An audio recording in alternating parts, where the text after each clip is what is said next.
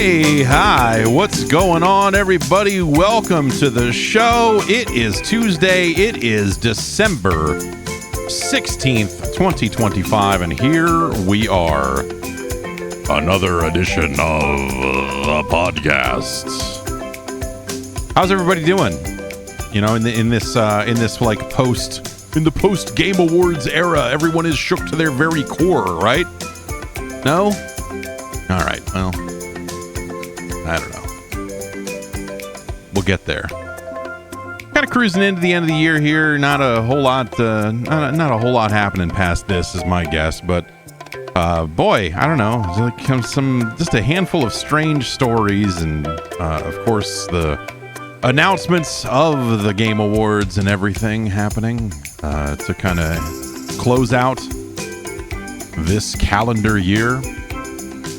Out here in the garage, I've got multiple doors open to set a nice cross breeze. Also, the sun comes in. The garage door itself has little windows on it. They're like frosted or whatever, so you can't see in, but you know, the sun shines directly in this time of morning.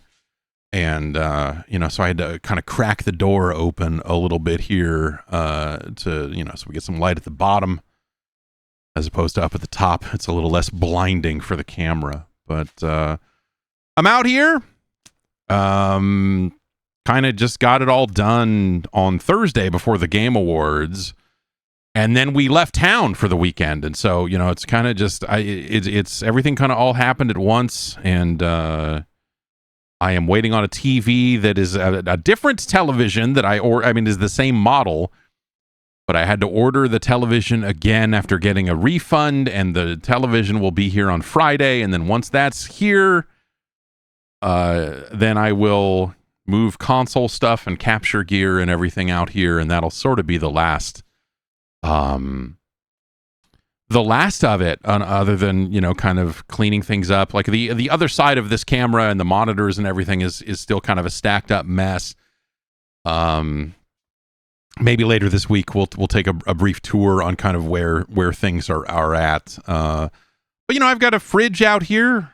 Maybe I can stuff a camera in the fridge. Maybe that'd be handy. But yeah, you know, just kind of made the move, and and I knew making the move that there would be things that I would not know would be a problem until we made the move. And so, yeah, no, it's a lot of like, there are wires, and when I get consoles out here, I'm going to want to hard wire them. And so right now the switch, my 10 gigabit switch is closer to the wall, and I need to move it closer to where the consoles and things are. And so I need to kind of change the way cables are run, but there's still one computer over by the wall that needs to be on that switch too. So there'll have to be a cable that runs back that way. And, yeah, or I could move that computer over here and have an easier time plugging it into the switch, but I don't know. There's, and this is just to like duplicate what I basically had up and running before. You know, I'd much rather, like, if there are ways to rewire and do things better, like this is the time to do it, right? So I'm thinking about all of that as well. It'll definitely be easier on the capture and console stuff. Like, it'll be easier for me to play and stream console games with the way things will be wired up and set up out here. So that'll be very handy. I would like to get a new desk because this one has been with me through the move, and it is rickety. It is not a super stable desk, and so I should probably fix that situation and finally replace this desk after all the years it has served me. And then the rest of it is like, I don't like it. I need to do this, but the way it was set up before was this desk was in, you know, one of it was in the downstairs bedroom, and the baby was sleeping in there, and so she would come down at night, and so my night times was like the baby was down here, she was hanging out, and sometimes she'd be loud and crazy, but most of the time she was pretty cool. And it was, it's like we're just hanging out, and I'm here with my headphones on, and I'm doing work and playing games and whatever else. And it is lonely in the garage at night, I guess, is what I would say. I really don't like that aspect of it. Also, here kind of during the day and stuff, I am extremely cut off from everyone else, and it's like that aspect of this is super weird. Leaving the door open to the garage to inside the house definitely helps with that, but it's like it's dirty out here. I don't really want the kids running around in bare feet or anything. And then yesterday, the baby was just chilling in her chair. She was eating some food or whatever, and my wife came out here and said, "You need to come in here." And I was like, "Why?" This spider with like a red thing on its back on the baby's chair. I'm like, okay, I need to go murder that. And so, like I can't really leave this door open, because if there are spiders coming into the house and stuff, it is probably through this door when this door is open. And so, like leaving the door open for hours and hours and hours on end, probably not awesome either. So I don't know, like there's still work to do to seal up the garage door and put cooling in, and there's kind of the logistics stuff around that needs to happen. But yeah, kind of another kind of frustrating aspect of all of this is being very cut off. And so it's like, okay, do I set up another, so I have my laptop set up on a TV tray inside, so I can be inside still, if I still have computer stuff I need to do, I can do that, but that's not good enough for, playing games or, kind of whatever else I need to do there. And so the absolute worst case scenario is I am building another station inside the house with another PC. This is that's a terrible, especially, I have another PC that I could use. And so I don't need to go buy RAM, thankfully, but it's a bad scenario. But I guess that's just kind of, that this will all pay off in the end. I think this will all be helpful to freeing up my schedule and all the other things that I kind of need to get moving on. But it's just that, I don't know, a lot of it's really weird. And so, I'm still kind of getting used to it. Still not quite used to it, just from that angle, from having a computer in a garage and all that. It's been great. Like that aspect of it's been really nice. And, there's just been, some handy, it's been handy to be able to just kind of, if I need to make some noise, I can make some noise, like that stuff's not bad.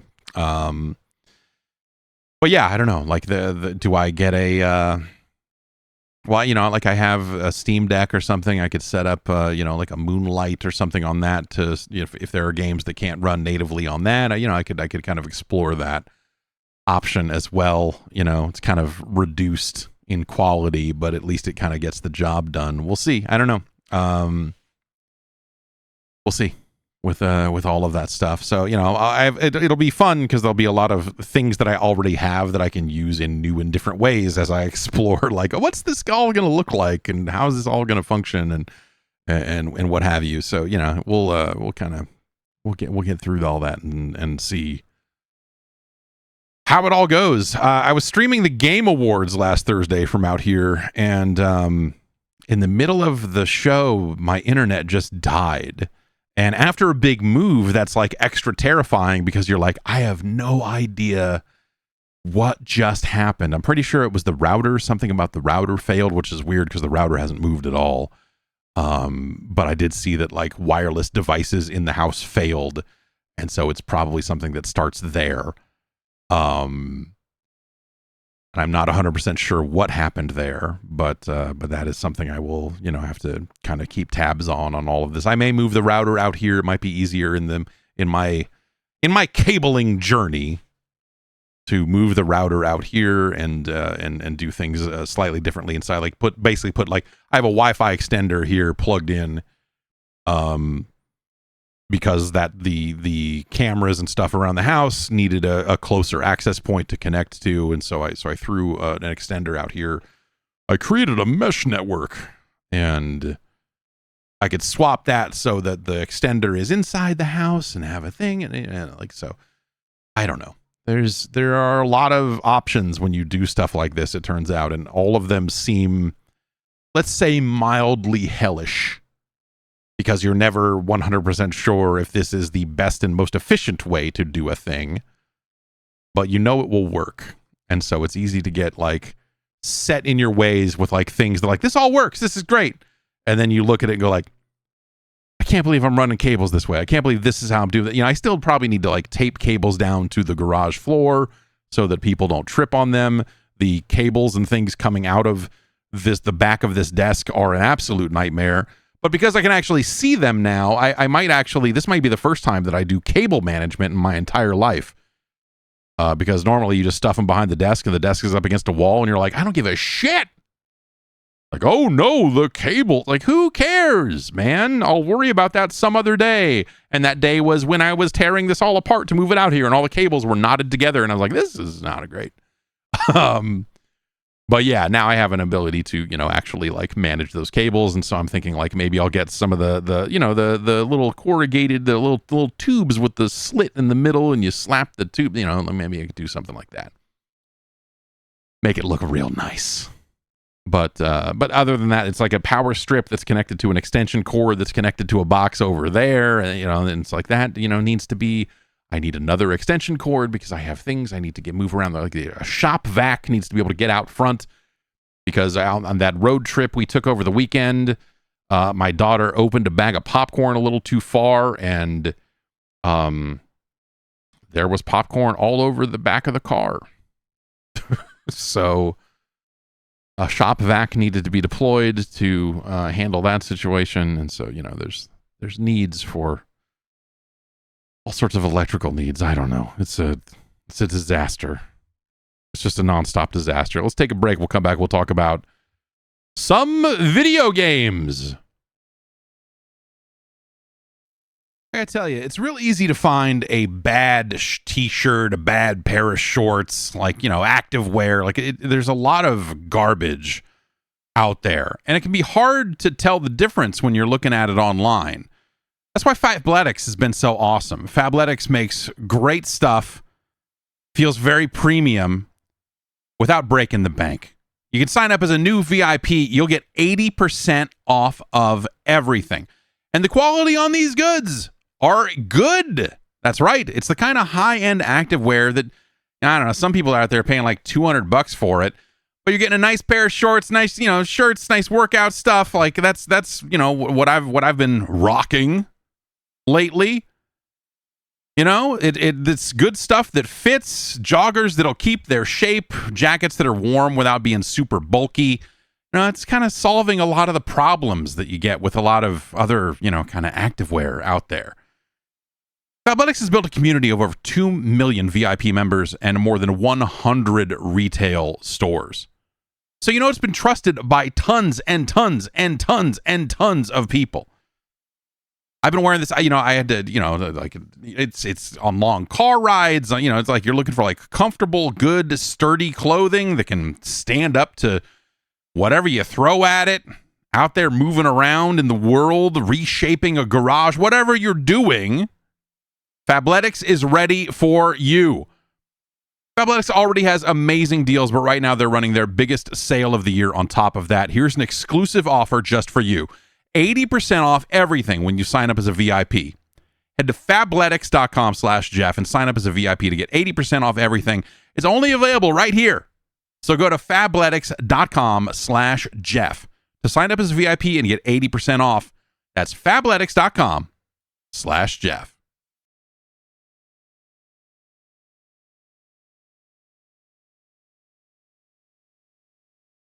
Hey, have you seen this Terminator game?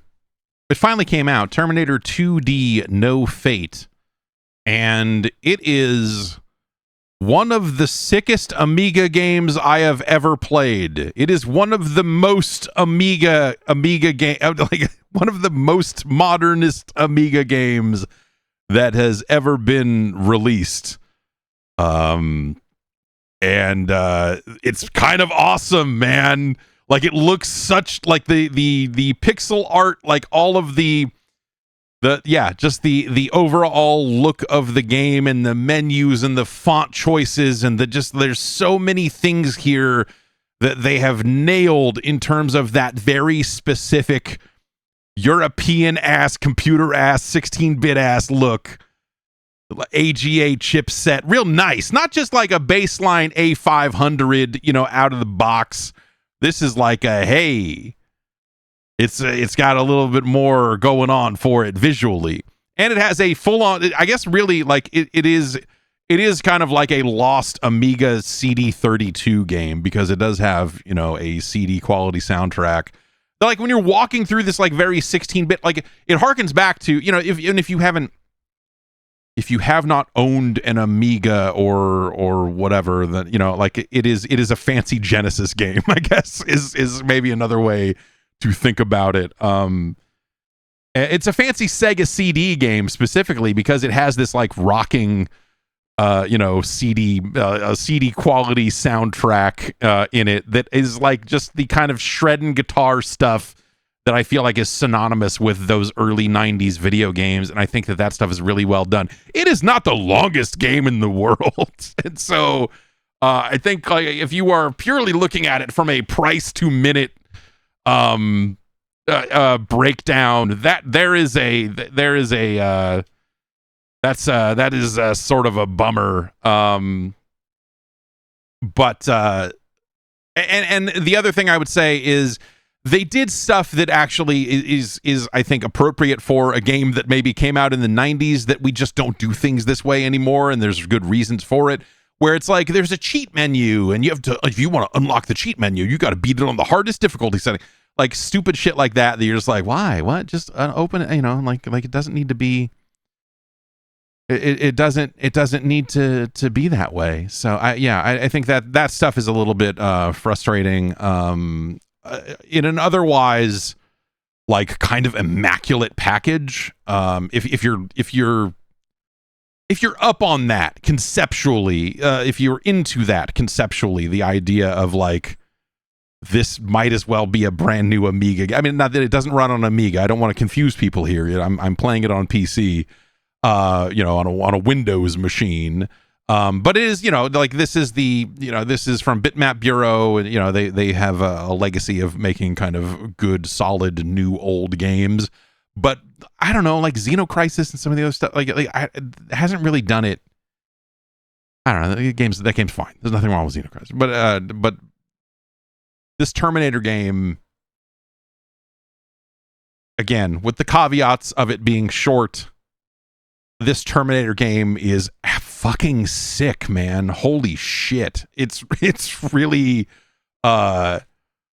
it's incredibly well done when it comes to like, and it's because they went and got like people that were making games then, like Hank Nieborg is like, there's like people involved in this game that did great pixel art then too, and so again, it I feel like that this game, someone should put like, and they should do it themselves, is probably someone needs to put a crack tro and a trainer on the front of this game.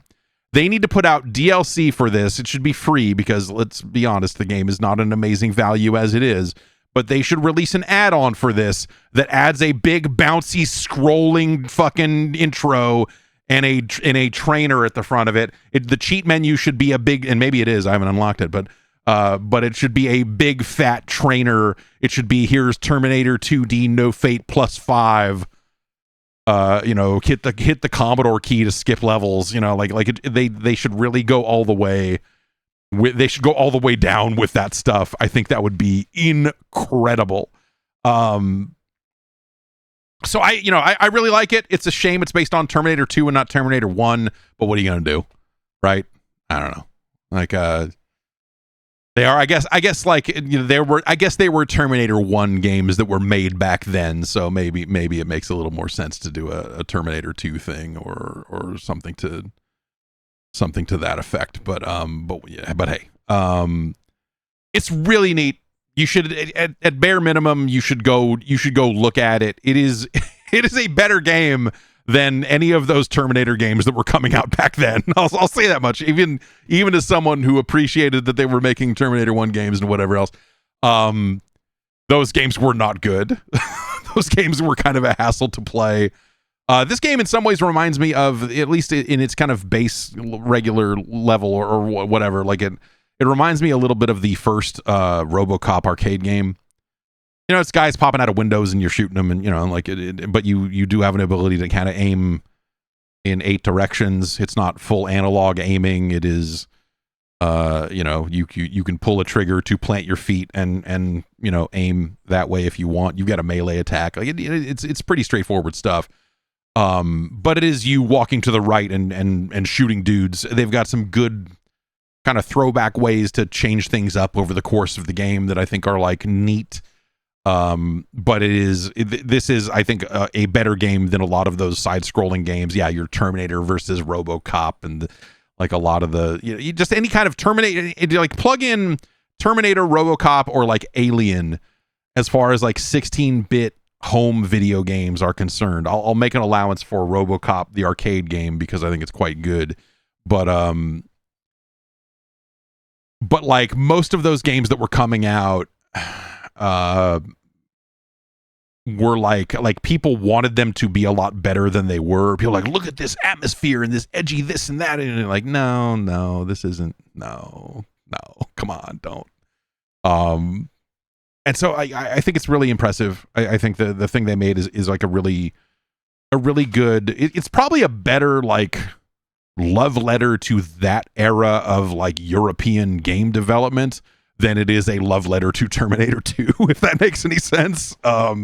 And so if anything, I think it's like, it's got a real specific audience that it's maybe not the largest audience in the world, but I think that like the people who this is for will be like fucking fuck yes about this thing. So that is, you know, I don't know, again, as someone who's not a big Terminator 2 guy, like I think it is a pretty, it is a pretty incredible thing.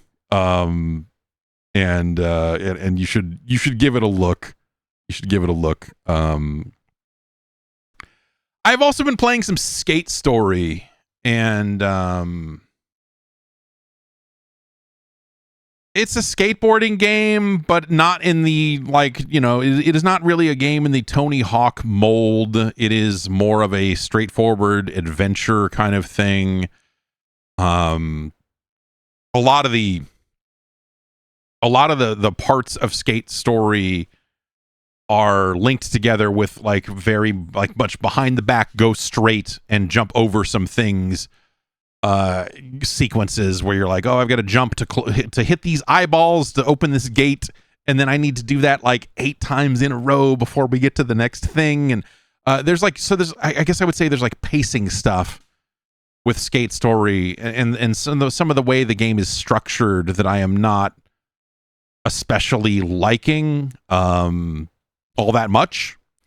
It is it has an amazing visual style. I think the soundtrack is fantastic as well. So like just from an audio visual, like check this shit out perspective, Skate Story is damn near unmatched. If I were giving some kind of award for the best style in a video game, it's hard pressed to think of a game this year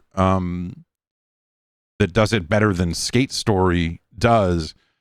It's got an interesting trick system because, again, like, you know, like the skateboarding and doing tricks and all that other stuff is not necessarily the prime focus of the game. And so, but it's always interesting to see people try to tackle doing tricks in a skateboarding game and see kind of what they do. I feel like a lot of, you know, we've seen a handful of games come along that have just been like, well, we're going to kind of do it like Tony Hawk did it. They have kind of cooked up their own system for Skate Story that I think works in the context of the game that this is, but I don't necessarily think it's like all that fun to engage with. But like you kind of like load your tricks up by tapping shoulder buttons. And so like it's like I can't remember which button corresponds to which trick, but I want to say if you hit like R1 and then jump, like basically you have circle is your jump button on the controller, but you'll tap R1, hit circle, and then it'll be a heel flip instead of just a straight ollie. And the thing you can do is you can double tap that to do like a double heel flip. And so you're kind of like inputting the tricks and then doing the trick. And as you dial in the tricks with the 4 shoulder buttons, there's a little icon that appears on the bottom of the screen. And so when you're just doing an ollie, it's like an oval. And the bottom part of the oval is lit up. And there's a tiny little marker that goes around the edge of the oval. And if you release when the oval is lit up, you will get a higher ollie. Which is tricky because now you're not just timing you rolling up a ramp and hitting the button, you're also having to try to line up this oval. The answer to this question is none of this actually matters all that much in most of the game. You know, you don't have to, it's not like I need to jump up here and then I need to grind the earthquake rail. Like, you're not using it as it's not a platformer in the sense that like a Tony Hawk is. So like the height of your ollie is not really the thing that it is not job one. You know, is to get maximum pop off these jumps, but it is handy and you get more points. And in some cases, the points do sort of matter. So when you start tapping these buttons, the shape of this oval changes. And so if you try to do a double heel flip, it'll turn around on itself to be like a figure 8. And the area that is lit up shrinks. And you can, if you're starting to do impossibles and tray flips and all this other stuff, you know, you're hitting like L1, R2, and then jumping. You know, that shape can get contorted and twisted and start moving. You know, the meter starts moving in all these really crazy ways to make it harder for you to time a really high one or a really good one or what have you. And that's sort of how they you know, that's like kind of a skill and timing thing that they integrate into all of this that I think is a really interesting way to do a trick system in a skateboarding game. Again, they get away with it because you don't need to have tricks on demand, you know, because it's not that kind of game. It's not Skate. It's not Tony Hawk. Like it's a different type of adventure. You're a demon, and you want to eat the moon, and you're on a quest to do that. And there are gigantic statues and heads and things that try to get in your way and stop you from doing that. And so you have to talk to them and you know, to escape the first area. You're there's a box on the ground and a big thing on the wall that's like, these are sins, and you need to do tricks near the sins to open up this area. And you know, it is the philosophical nature of the things you're collecting and how it is all written and how all of that stuff works is fine. I am not finding that aspect of it to like draw me in. I'm like, I need to know what happens next in the wonderful story of Skate Story. Like, it's fine. I love the way it looks. I think the soundtrack is incredible. It has just a tremendous vibe to it. You know, the way that those things are assembled is really well done. But the things you are doing to progress through the game, that aspect of it is not always tremendous. It is not always engaging, and so it's been a little bit slow going for me, just because, like, you know, it's like, oh, this looks really nice, but I don't necessarily want to like trudge through these things to kind of do the stuff to move forward. It's like stuff's not super exciting, so I've found it a little mixed, I guess is what I would say. Yeah. I want to like Skate Story a lot more than I do, I guess is what I would say about it. Let's take a break. We'll come back. We'll talk about the Game Awards after this. Seeing the doctor. It's important, but sometimes it can be hard to get on the phone and make an appointment and do all that sort of stuff. Sometimes it's just easier to go like, I'm fine. I don't need to go. It'll be okay. No. It's almost the end of the year. You know, get your doctor visits in. Use ZocDoc to see a doctor much sooner than you might think. You know what I mean? Book it today. ZocDoc makes it easy to find the right doctor right now, and it's all online. You might even be able to book an appointment before the end of me talking about it. ZocDoc is a free app and website where you can search and compare high-quality in-network doctors and click to instantly book an appointment. You can filter through all the doctors to find ones that take your insurance, find ones that are located nearby, find ones that are a good fit for whatever medical need you may have, find ones that are highly rated by verified patients. They have more than 100,000 doctors across every specialty, mental health to dental health, primary care to urgent care, and more. You can even filter by specific preferences. You're looking for a male doctor. You need someone who speaks a specific language. You're looking for someone who has availability that fits within your work schedule, or someone that has an opening in the next day or so. That's right. Once you find the right doctor, you can see their actual appointment openings, choose the time slot that works for you, and click to instantly book a visit. And appointments made through ZocDoc can happen fast, typically within just 24 to 72 hours of booking. More often than not, you can even get same-day appointments. This is fantastic. Getting a doctor on the phone, I don't know how much time I've wasted trying to get doctors on the phone, trying to book stuff, trying to see people, trying to do this other stuff. With ZocDoc, you can do it right there, all through an app, and not have to worry about someone else's lunch schedule. Oh, they shut the phones down from 11 to 1 over at the doctor's office because they're busy with this and this. And come on. Stop putting off those doctor's appointments and go to ZocDoc.com/JeffG to find and instantly book a top-rated doctor today. That's ZocDoc.com/JeffG. ZocDoc.com/JeffG.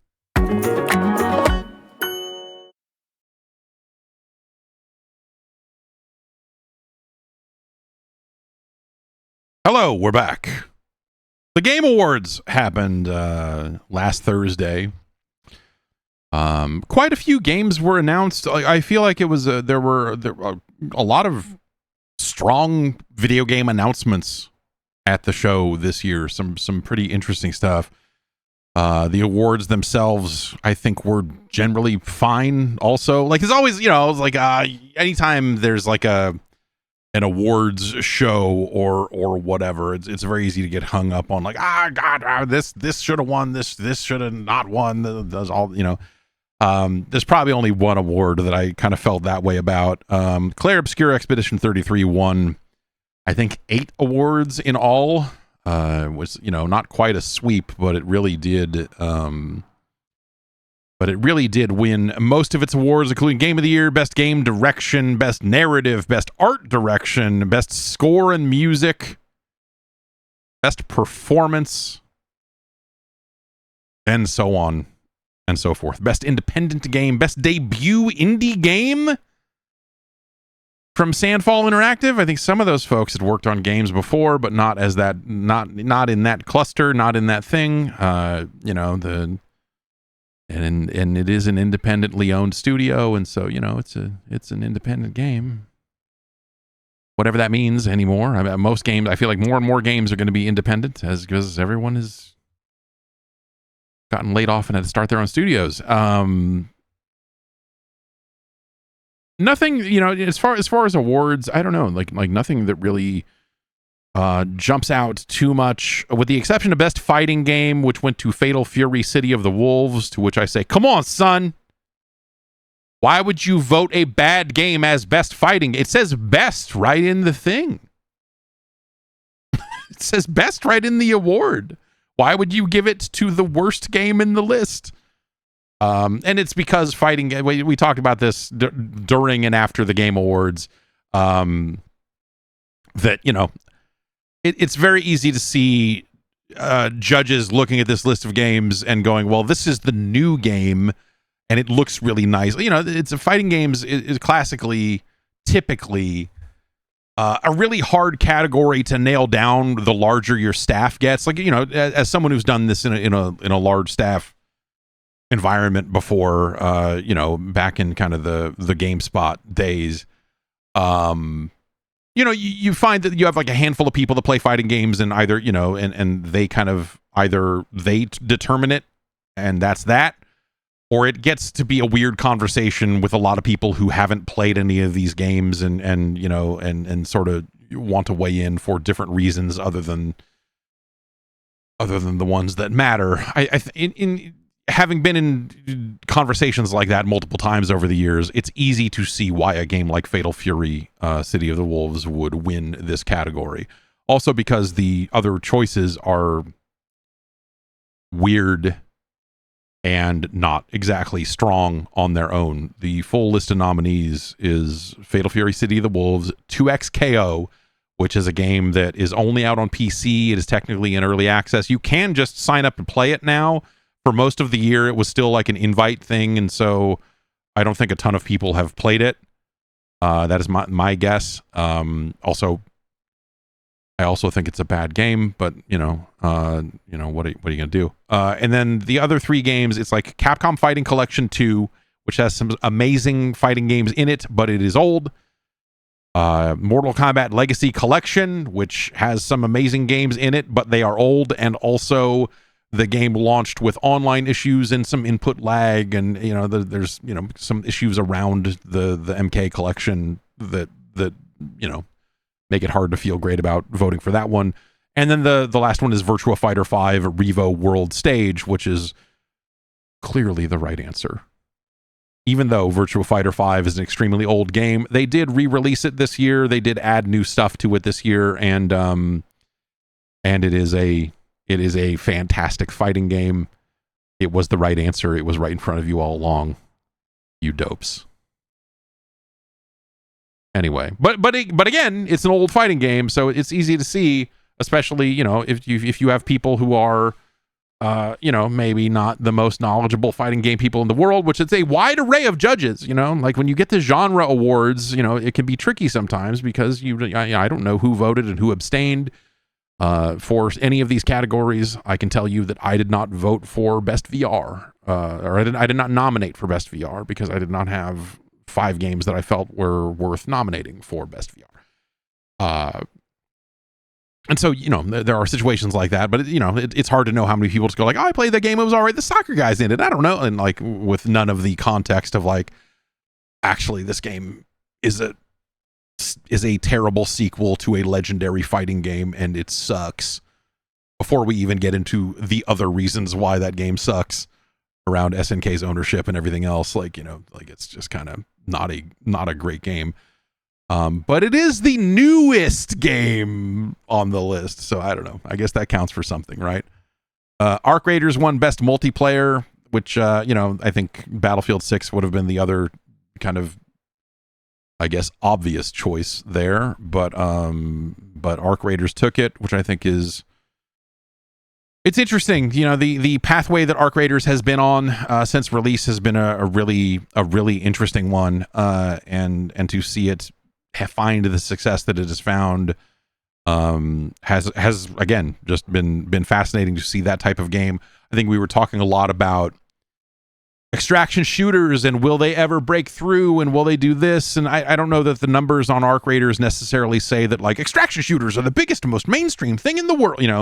Like it is not the next Fortnite, it is not the next PUBG or what have you, but like they're doing quite well for themselves with that one. And so like if nothing else they've paved a road, and I'm sure that there are a lot of people at Bungie that are like, oh thank God, holy shit, fuck.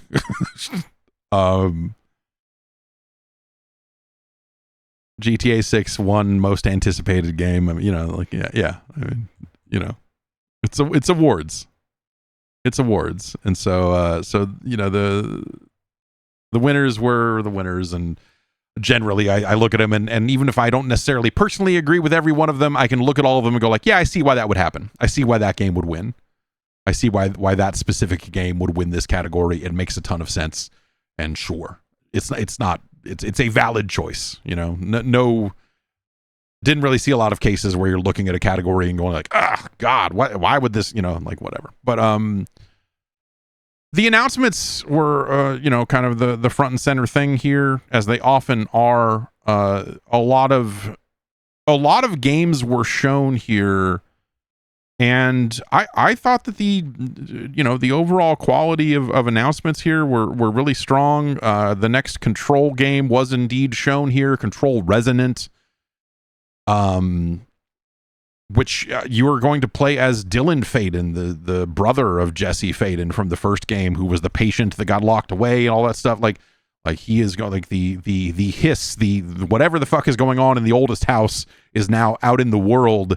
And so Dylan has to go out and face that, because I don't know where Jessie is, and I bet you end up fighting some weird red version of her or something somewhere along the way to free her, or what, who knows, man, I don't know. But that looked real good. Very excited for the next Control. Gang of Dragon was announced. It's not a Like a Dragon game, but it is from Negoshi's new studio, and so it appears to be setting itself up to be another game in whatever we want to call that genre. Now that there's more than one of them, I guess it's just action adventure, whatever you want to call it. Gang of Dragon looks fucking sick. It is this thick-necked dude fucking people up, and you're like, yes. Yeah, I will happily push buttons to make this man fuck people up. This is great. I love this. It's a hell of a trailer.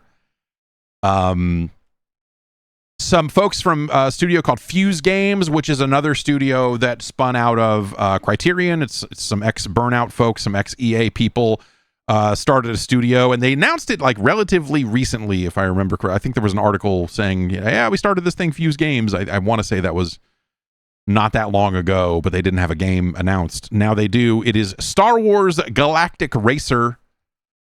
You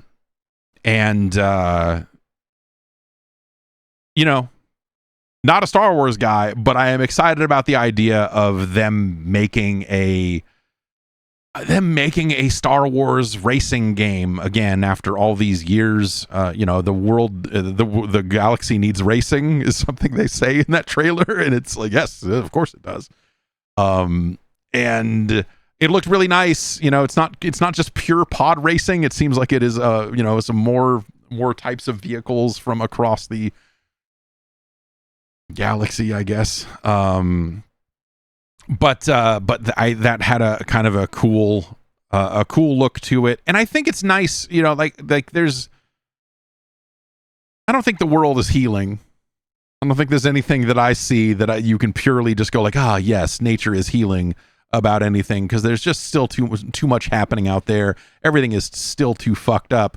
But the idea that people are doing things with the Star Wars license other than just like, we're telling a story about a Jedi, or another, you know, in some cases, another archetype from the Star Wars universe, like a smuggler.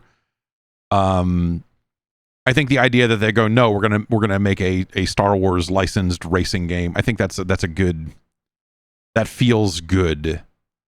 That feels good, and that's nice. Capcom announced the next Mega Man game. It is a 2D side-scrolling Mega Man called Mega Man Dual Override.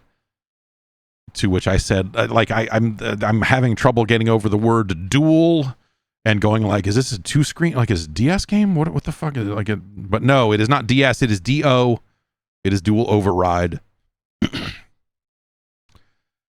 Mega Man Do, Mega Man Do's Castle, Mega Man Do's Wild Ride. Do Mega Man. You know, do Mega Man. The gameplay shown was very short and apparently very early. That game, I don't believe, if I did not write it down, but I believe that was a 2027 game here. Yeah, 2027 for Rockman Dual Override. It is coming to PlayStation 4. So, you know, if your PlayStation 4 still works in 2027, you'll theoretically be able to play a new Mega Man game on it. That's crazy. Good. They should make this. I like the idea of new Mega Man games more than I think I have actually liked the new Mega Man games. And so I look at it and go like, okay, yeah, they're making like it's a polygonal side-scrolling Mega Man game. You know, it's not a Legends game. It is not Rockman Battle and Chase 2. It is not, you know, like but it is not a numbered Mega Man sequel. And so I assume the Dual Override thing means that there is some kind of hook to this. I'm just going to guess it's a tag game. That you have two protagonists and that you can tag one in. That Dual Override is you can override Mega Man with, let's say, Zero or somebody, and swap out at any point, perhaps a Proto Man. I don't know. Maybe maybe I'm just spitballing what that might mean if they are really going to do two protagonists at the same time, which again is just me guessing. But if they're going to do that, then maybe maybe the robot master powers do different things for the different characters, and they kind of do something like that. I don't know. Yeah, Proto Man is in that Sonic Racing game, and they do that. Yeah, so maybe that is a safer bet than a Zero or whatever. But whatever, man. I hate to be that flip about a new Mega Man game, but I also I don't know, like the ones that they made have not. Mega Man's just not that great. Mega Man is a good 3 games, and then a smattering of good games over the course of the decades that followed. You know what I mean? Mega Man 1, 2, and 3. Amazing video games. And then a bunch of stuff that you're like, okay, yeah, you're still making these, huh? All right, okay.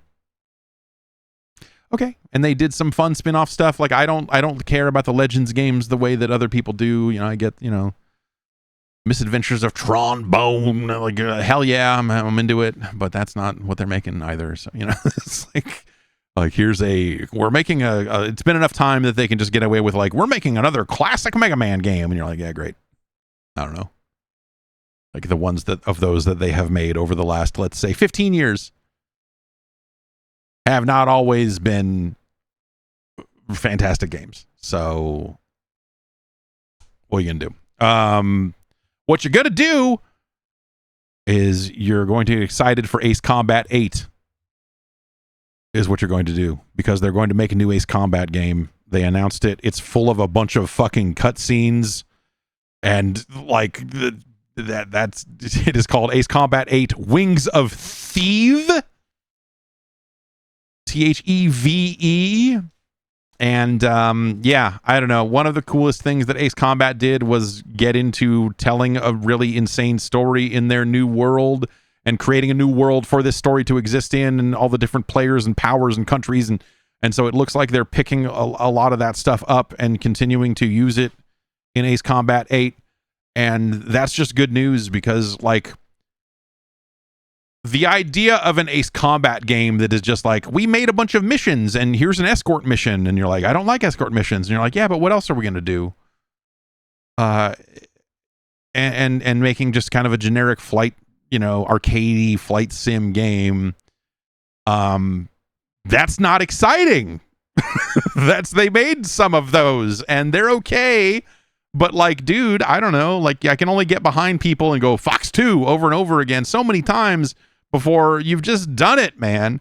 So, writing a story and dropping that in and around those missions, I think that's fantastic.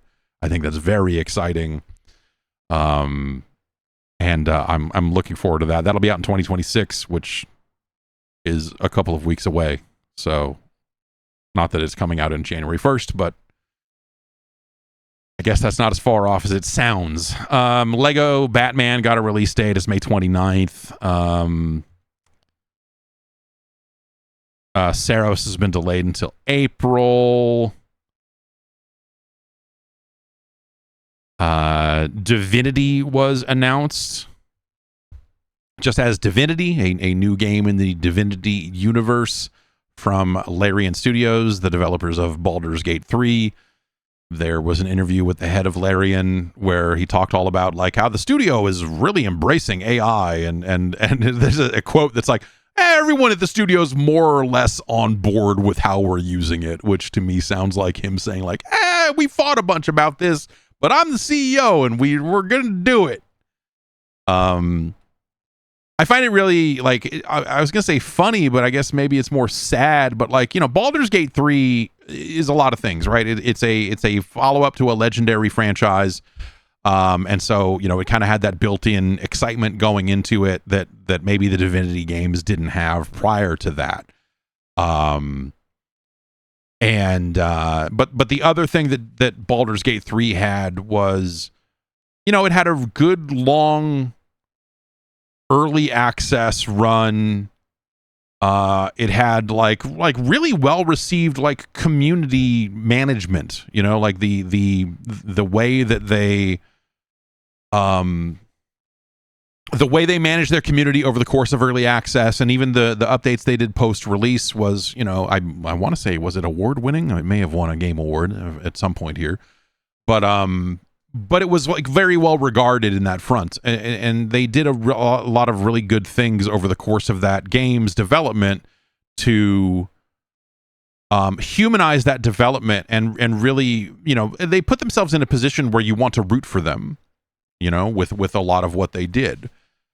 And getting out there this early in the Divinity cycle to say, yeah, we're using AI to do a bunch of concept art, and none of it's going to make it the final game. It's all placeholder, but you know, we're using a bunch of concept art. We're using a bunch of AI stuff. Is like a really short sight. Like it's a really mind blowing way to throw away the overwhelming majority of that goodwill. In like one interview that you're just like, holy shit, why would you? Oh Jesus, really? Okay, wow, dude. That's nuts. And so like, yeah, you know, everyone was excited about Divinity, and now here this morning, a lot of people are extremely not excited about Divinity anymore. Such is life. Fate of the Old Republic, a new Star Wars role-playing game directed by Casey Hudson, you know, who, you know, was working on the original KOTOR, is now making FOTOR, which is great because it's like FOTOR sounds like you're talking about a fake KOTOR. But I don't mean to say that they're making a fake video game, but I can't say FOTOR without thinking it is spelled FAUX, and that someone is being really shitty about something. Like it just sounds like, oh, you're being a dick about something, aren't you? No, but it is in fact FOTOR. It is Fate of the Old Republic, and this was another one that kind of after the fact, had to be kind of some additional, you know, maybe damage control is not the word, but people were like, oh, that game is just getting started. It's going to take forever to develop. That game won't be out until like 2030. And then Casey Hudson had to get out there and say like, whoa, that is not true. I am not getting any younger. We will ship this game before 2030. So I don't know. I mean, 2029 or 2029, something like that. You know, it's just about 2026. So the idea of a 4-year dev cycle for a game and a 5-year, like 2030, not that far off in the grand scheme of taking on big budget projects and making them, you know, like there are probably games in spreadsheet form and pitch decks right now today where they're like, yeah, we'll ship this like Q3 2030. Like that is how far ahead some folks have to work. And so yeah, you know, for as much as I still don't like hearing the words 2027 because it sounds like a fake number, you know, there are people out there that have to think about the year 2030 right now as if it's a real thing, and that's terrifying. but hey, what are you gonna do? They announced 2 Tomb Raider games at this thing. We knew that they were going to be talking about what's up with Tomb Raider, but they are going to be making 2 of them. The first one will be Tomb Raider Legacy of Atlantis, which they build as kind of a rework or reimagining, I suppose is the fancy and nice way to say that, of the original Tomb Raider, because they haven't remade Tomb Raider 1 enough. Why not? And then an all new Tomb Raider game will ship in 2027. So back-to-back years for Tomb Raider, which is kind of cool. Remaking the first Tomb Raider with this technology seems like it could be really fascinating. And so, I don't know, man. The anniversary thing was pretty well received when that originally came out. And so, I don't know, remaking Tomb Raider 1 again. Let this booty lady fight a dinosaur with pistols. That's what I say. Why wouldn't you? Dinosaurs are all the rage. Just ask Call of Duty. And the follow-up is Tomb Raider Catalyst, which according to videogameschronicle.com, which has everything you need if you're looking for data and trailers and all of this stuff. If you want to see all this stuff, videogameschronicle.com has it all. Tomb Raider Catalyst says Lara exploring northern India. So that will be the new game. Why not? Why not? Right? Yeah, and that's to me, that was kind of most of the stuff that stuck out. There were a handful of other kind of new games that got announced. This Bradley the Badger thing, they're trying to make a funny video game, and I when it comes to people making funny video games, I am always incredibly skeptical about them because it is not easy to make a funny video game. But they're trying to make one of those like very self-referential video games where like you're inside a Bloodborne style thing now, and now you're inside of this, and you know, we all loved Conker's Bad Fur Day, right? No, we did not. Okay, I'm receiving word we didn't.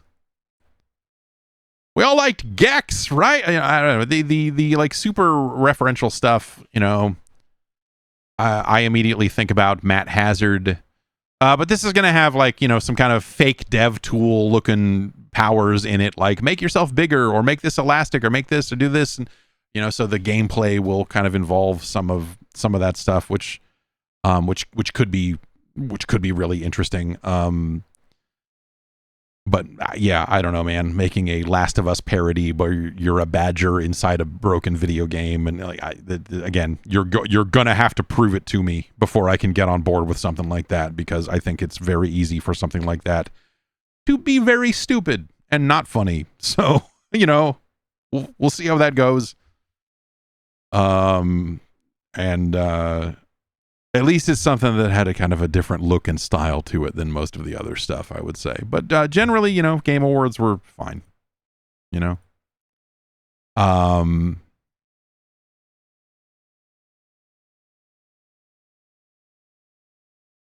But yeah, the whole FOTOR thing is interesting.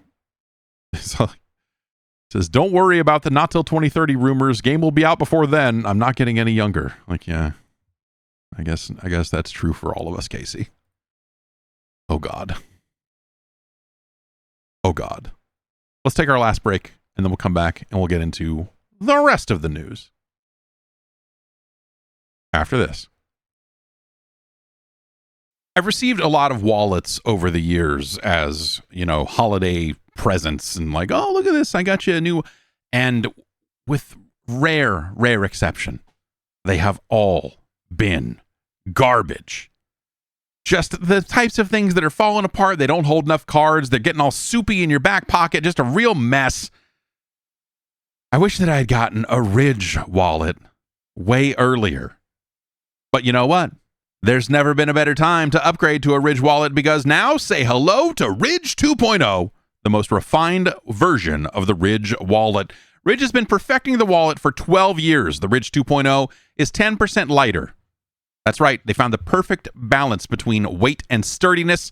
It's more modular. It's got improved cash straps, money clips, and AirTag attachments. You know, if you're worried about losing your wallet, slap an AirTag in there, you know? Why not? It's got improved surface design, tonal logos, and matching plated cash straps. They're always made with premium materials: aluminum, titanium, carbon fiber. They come in over 50 colors, plenty of styles to choose from. If you're into the sports, they have every National Football League team. They have every Major League Baseball team and college teams. It's perfect for holiday gifting. They're having the biggest sale of the year right now. And they've got over 100,000 five-star reviews. Ridge is a gift that people love to receive. And, you know, they've got more than just wallets. They also have premium, everyday carry essentials, key cases, suitcases, power banks, all built with the same sleek, durable design. You'll find the perfect gift for every wish list. For a limited time, Ridge is having their huge holiday sale. Head to ridge.com to get up to 47% off your order. This is by far the biggest discount they've given all year. That's ridge.com for up to 47% off your order during their biggest sale of the year. After you purchase, they'll ask you where you heard about it. Hey, let them know it was us. Let them know. It's this show. It's this show. It's this show.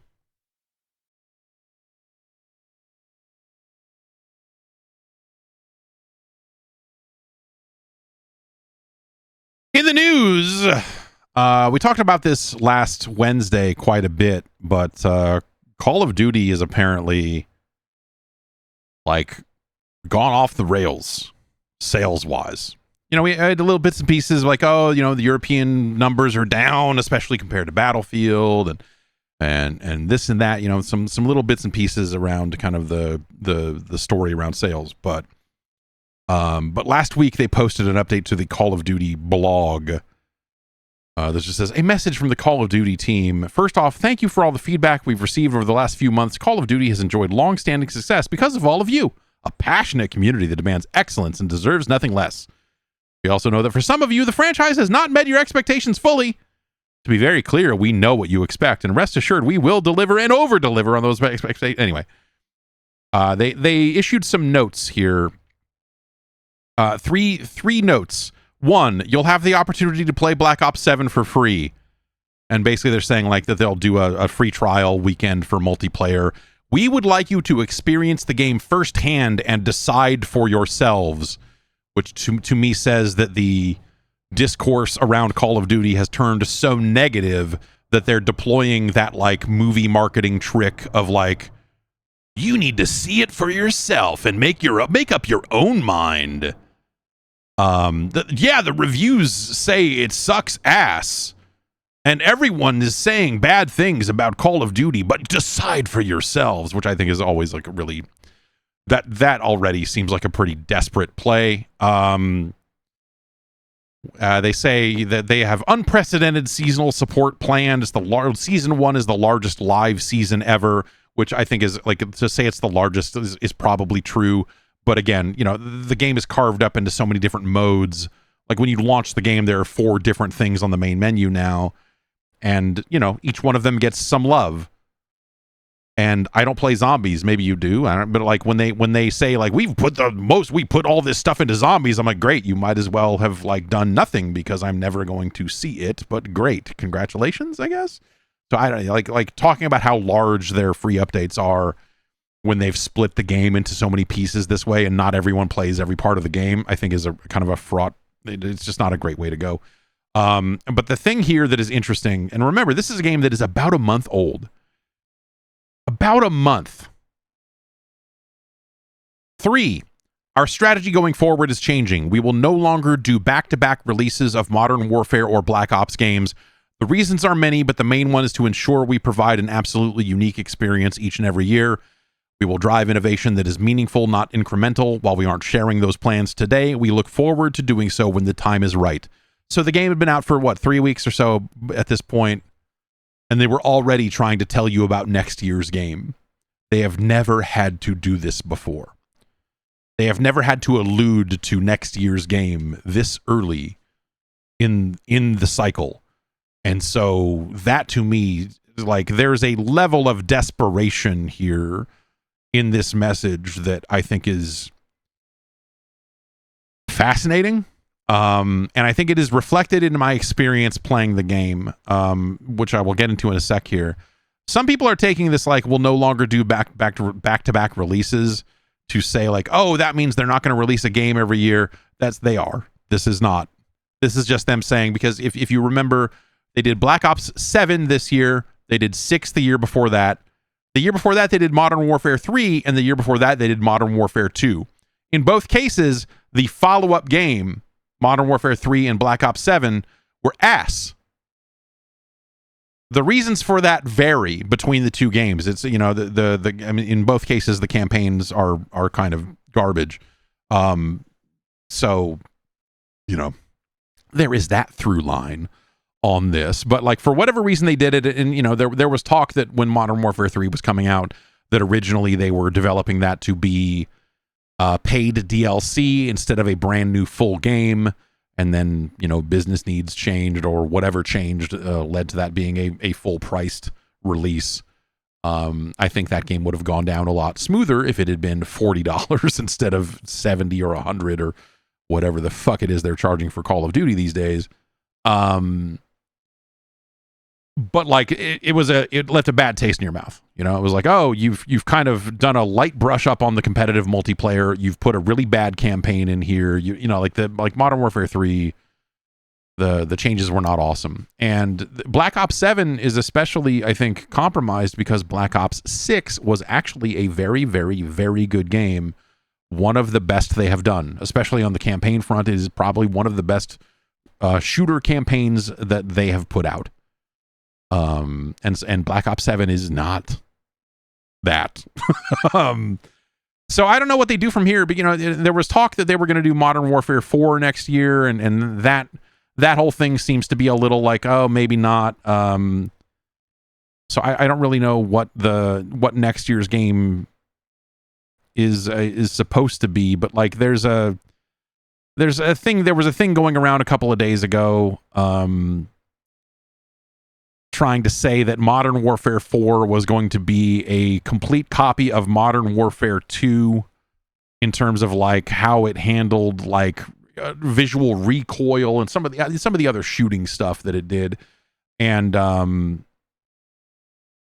Infinity Ward had to come out and say no, that's fucking not true.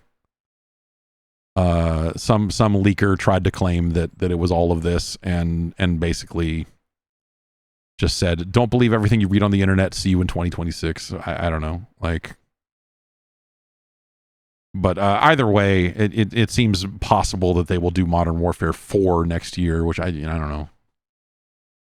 I think once Modern Warfare gets past the number 2, it always goes bad. Both Modern Warfare 3 games have been pretty poor. And so the idea of going to Modern Warfare 4, I don't think sounds like a great...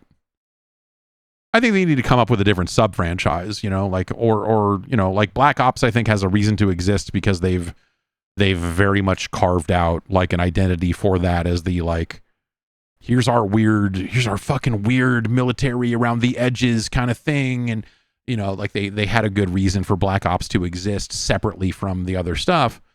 But like Modern Warfare is just kind of the default standard at this point too. So so the idea of calling a game Modern Warfare 4 just seems really nuts to me. Like, come up with a new thing.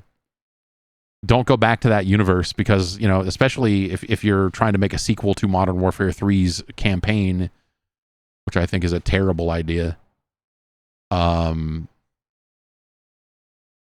So I don't know. I think there's a lot of stuff there that, like they would be better off coming up with something new, because I don't think any of the other sub franchises, with the possible exception of Advanced Warfare, I don't think that they could sit there and go like, oh, it's Infinite Warfare 2. Like, that ain't going to fly. I mean, it might fly, but no one wants it to. They're not going to make Ghosts 2 at this point. So come up with a new thing. Call of Duty blank and make it your, it could still be relatively modern because that's what people want in terms of competitive multiplayer and the guns that make sense and whatever. They don't want ray guns. They don't want World War II guns. They want regular ass assault rifles and shotguns and SMGs for competitive multiplayer.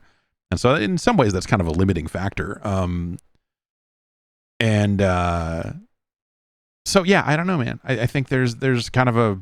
I think if I were trying to sell that, hey, we're doing something new, I would certainly not make a game and call it fucking Modern Warfare 4.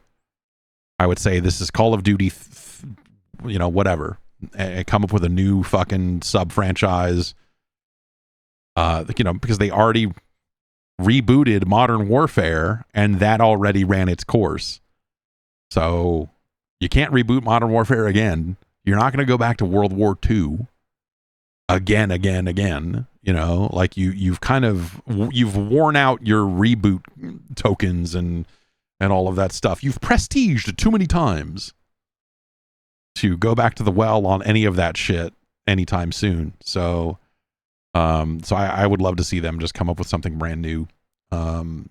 Storytelling wise, it doesn't, I'm not saying, hey, you're going to completely reboot Call of Duty in a way that makes it a totally different game, because that's just not reasonable either. It's not what people actually want. But different characters, a different environment, and something, man, something. The other thing, so in the lead up to this announcement, the game has felt like it's been falling apart. As someone who's been playing it I don't know, here and there, if not every, a couple of matches a night, every other night, whatever it is, here's 20 minutes here, 30 minutes there. Things like matchmaking times and games filling up versus starting empty, and sometimes joining games mid-match because there were holes in that game and that needed to fill up. That stuff is happening way, way, way more this year than it typically does, especially this early in a Call of Duty's lifespan. And so that says to me, like, oh, like there are not enough players to fill these matches in the first place. And so the matches are timing out and starting with 10 players instead of 12 or, 11 or 9, an odd number in some cases. And so when I go to join a game, it's throwing me into a game that is already running. And I don't know if that's because of the open playlists and some of the other stuff they've done to try to, change things up on that front or whatever. But like, it's something that was not happening in the weeks around release, but now happens all the time. Like, oh, there's just not enough players playing this specific playlist. They've got 12 different playlists and you can filter and do all your different things. And so there are a lot of different ways to carve up the player pool.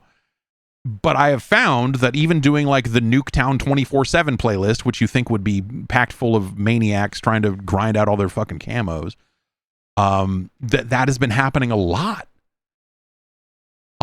like way more than it should. And so like the vibe of my take on the game has been like, oh dude, like something is very, very wrong here. Like separate from the sales stuff and separate, you could feel it in the game. Something is broken about this. There are not enough players for the number of hoppers they have, which has never been a Call of Duty problem because it's always been the number one selling game every year. And it's all, like that shit feels like the wheels fell off. And then you line it up with this message that they put out, and then physical copies of the game are available at like pretty steep discounts for a game that has been on the shelves for like 30 days. Amazon was selling PS5 and Xbox copies of the game for $35. It is normally $70, so they were selling it for half off. They have sold through the Xbox copies of the game, so those are no longer in stock. But the PS5 copies are still there, but they are now $45 on Amazon. Best Buy has physical copies of Call of Duty for $40 across the board, Xbox and PlayStation. They're also doing a thing where if you play it early, they're going to give you 5 hours of double XP and some other horse shit there, which, is like not a great lever for them to pull, but like, I don't know. There's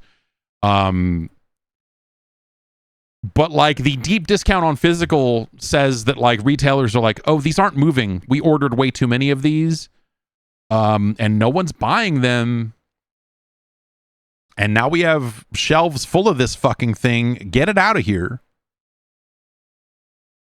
And so I don't know what the story is with that. Obviously, like digital versions have not gone on that level of sale. There is not a like the digital versions are still full price. The PC version has been full price this entire time. Like it's not something that where they're doing like a sanctioned sale across all platforms.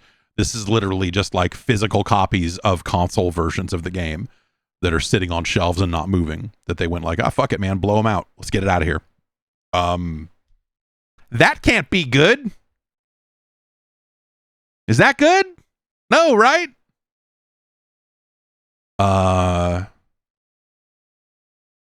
They did, there was like a brief, like, I want to say like a Black Friday discount. But I think even that only applied to the Xbox store. Okay, so right now on Steam, I guess a sale just started on Steam where it is currently $50 on Steam. These feel like oh shit levers being pulled all over the place at a lot of different levels, at retailers, at Activision, at whatever, as they're kind of desperately trying to get people into this year's game. And that's been crazy. I put up a video of the end game mode. If you want to see me fight a zombie dinosaur, head on over to YouTube. And I put up a video of me checking out the end game mode in a little more depth. Now that I've got higher level characters in that mode and stuff. That mode has been kind of entertaining and fun to fuck around with. But there are not a ton of people playing it. And so that's a problem, especially for the big zombie dinosaur and the big giant robot they put in as world bosses into this mode, because you need a lot of players shooting at that robot and or that dinosaur to beat it. And if the players aren't there, no one's going to beat those world bosses ever again unless they make dramatic changes to how that stuff works. And it's crazy. Like, again, like, you know, this is Call of Duty. This is meant to be one of the stalwarts. This is, you know, it is, even in a year where they, you know, are having other shooters that are doing better than they are, whether it's Battlefield or Arc Raiders or whatever. Like, it's still Call of Duty. You go like, oh, well, you know, like, yeah, I mean, you know, they're having an off year, but it's still but this is off in ways that are visible in game. It's not just some story about percentages and sales, this and that. Like, you see it in game. It feels like there's not enough people playing it, and it's weird. So I don't know. It's fascinating that is happening. I think even if you don't play Call of Duty, you're probably at least interested to like how fucking crazy all of that is. Speaking of crazy, the run that Bungie has been on, man, what a weird time for them. They have nailed down a release month and price for Marathon, which is their extraction shooter multiplayer thing that they have been making against all odds. They had to deal with an art situation where art made it into the game that had been taken from an artist out there. That artist has since said, hey, I've seen recent versions of the game, or it's basically said, like, I'm satisfied with Bungie's solution. They have changed some of the art. Some footage of the last test that they ran has leaked out, and so people have gotten a little bit more of a look of the direction they're heading in with Marathon, and I think that stuff looks kind of cool. So it seems like they're at least over the hump on the art shit. That game will be out in March. It will be $40, $39.99. And this is like they put out a little bit, and they put out a video, a vidoc, if you will, the way that only Bungie can, because they're the last studio, the only studio. Like, other studios tried to use the term vidoc for a little while there, and Bungie, I think, is the only one left. But they were the ones that originated it's a dumb term. They put a video up of Marathon with some more information about it, and it shows some of the art in there, so you can get a look at it, as well as some other details about some of the things they've changed since that alpha that was relatively disastrous for them, and some of the changes they've made to, like, hey, you can play that game solo now. They have added a solo queue to that game, which seems, you know, like an incredibly vital thing for them to have. They're saying that, you know, any kind of like battle pass, which they're calling rewards passes, they're saying that the battle passes will not expire. You will be able to purchase and unlock prior passes. So they're kind of going that route with it. I wish that every game would go that route at this point. I think the idea of like, you've got to finish the battle pass in 40 days or it's all going away, like the added time pressure to a lot of this stuff, I think, is really gross. And I think just saying to players, like, hey, if you want these rewards, you can buy this and then you can earn them, you know, you can get them over the course of you playing the game, I think is a much more honest and normal transaction than you've got to get the season 1 battle pass. You know, like Call of Duty is still very much on their expiring battle pass thing.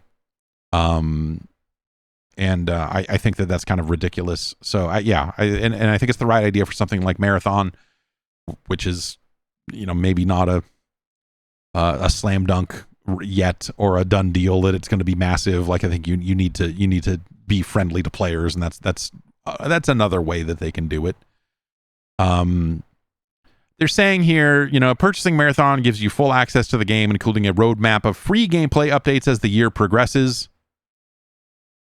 This will include new maps, new runner shells, events, and more, starting with the exploration of the UESC Marathon's Cryo Archive in Season 1. I will say, I don't, this is maybe, I don't know what their long-term plans for Marathon are, but there is something about the phrase, it'll give you full access to the game, including a roadmap of free gameplay updates as the year progresses. Are they only guaranteeing 1 year of updates? And then, like, is it a wait and see? Like, if enough people play it, we'll get to support it for another year. There's something about that phrase that seems like they should have maybe chosen slightly different words there, because I can't imagine that's what they really mean. I can't imagine they're going to say, hey, you're going to get, in 2027, you'll buy another thing. Because they are also going to sell these rewards passes with cosmetics and whatever else, right? And so, because they do say, we believe in preserving competitive integrity in marathons, so survival will never come down to how much money you spend. So, if they're trying to say that this is going to be some kind of annualized purchase if you want the updates, I guess maybe that's not too different from Destiny. Destiny does sell expansion packs over the course of time. And I guess the monetization story on this style of game is not yet written. Like, I wonder what Arc Raiders would do in a year's time, in 2 years' time. Will they sell some kind of paid expansion and delineate, like, okay, you need to, because I just feel like especially for a multiplayer game, like, paid expansions are generally, you can't do it in a competitive game. It's harder to do in a competitive game because you want the most number of players. Like, for the people that are still playing the game, they need to have the most players possible. It's the reason, to bring up the way Call of Duty did it. When Call of Duty was selling a season pass and it came with four additional drops of new maps over the course of a year, that sucked. If you were a person who bought those maps, you got to a point near the end of the year that, like, matchmaking times on the new maps for Season 4 took forever because no one else was playing the fucking game anymore. And Halo sold maps, and the industry reached a consensus, just like, oh, this is not the way to do this, where they realized, oh shit, the maps need to be free. The maps are free, but the skins cost money. They hit upon it. ARS-1 came in and gave a talk. And they went in that direction. And so, if for something like Marathon, if they say, oh, you're going to play this game and, like, you can play that game for 5 years or whatever, but, like, anyone who's serious about this game has bought the expansion and moved on, meaning you're now in an empty shell of a video game. And also, the players who did buy the expansion are not going to play with everybody else because some of those players are going to end up in some other hopper based on what they did and didn't purchase. That seems like they are, that seems like a bad way to go. Obviously, the extraction shooter is a slightly different thing in terms of how it handles the competitive nature of its gameplay and what have you, but I don't think that's a great way to do it. We'll see what that ends up meaning, I guess, in 2027. They say we'll share more about our plans for seasonal content, a roadmap, and details about when you'll be able to try the game as we get closer to launch. So, they've got their plan in place for finishing the game up and getting it out the door, which good on them. I bet, again, talking about some of the success of Arc Raiders, I bet the success of Arc Raiders really crystallized a lot of concepts and business strategies around the release of Marathon in a way that I'm sure that they are exceptionally grateful for. Because Marathon has been such a crazy run up to launch, and people were so negative around that initial alpha, and you know, obviously the art thing didn't help, but you know, the chips are stacked against Marathon. The success of Arc Raiders at least provides a light in the darkness, and also probably handles a bunch of arguments internally around pricing, where they can go like, see, I told you, $40. This is the $40 is the fucking answer to this question. Like, it's not 60, it's not 70, it's not free. It's, you know, yeah, $40. We can do it. And so I bet that they are thrilled in some, like, as much as now they have to then compete with a successful Arc Raiders, and who knows where Arc Raiders will be at come March. Maybe that audience will have fallen off. All it takes is a handful of, you know, dull updates to kill a game these days. And so, you know, there certainly is a scenario where Arc Raiders is dead by March, but I doubt it. It seems like that they are being relatively intelligent about the things that they are putting into that game. But we'll see what happens here at the end of the old fiscal year when Bungie puts Marathon out. And how that all works. And I can't call it, man. I will say that some of the talk out of that last closed alpha where people were playing an updated version of the game, I feel like some of the talk I saw around the game was notably more positive than the stuff out of the alpha. And some of the stuff they're showing in the video they put out is that stuff that they showed people, a couple months ago, 3 months ago? I don't know what it was. And so, like, I also believe that there is a scenario, there is a world in which Bungie threads this needle oh so delicately and actually, like, succeeds and actually manages to pull it off. And now there's an audience of people who, you know, will understand. They can learn about Marathon in shorthand. You don't need to start from zero with all of your players, because Arc Raiders has, you know, done some of the education for you. And so they'll have a slightly easier time at conveying the nature of the game to players than they may have had otherwise. And so, you know, by March, maybe you will have an abundance of Arc Raiders players who are looking for something truly new, and they will want to migrate to a different game. It's certainly possible. I don't know. Like, or honestly, Marathon could come out and hit a brick fucking wall, and people go, no, we like Arc Raiders. We think that this is dumb. And that's that, right? I don't know. Like, it could go a lot of ways, and only some of those ways have to do with the actual quality of the game, weirdly enough. Developers at id Software have unionized. They have voted in favor of joining the Communication Workers of America, the CWA, which is a union that has been recognized by Microsoft.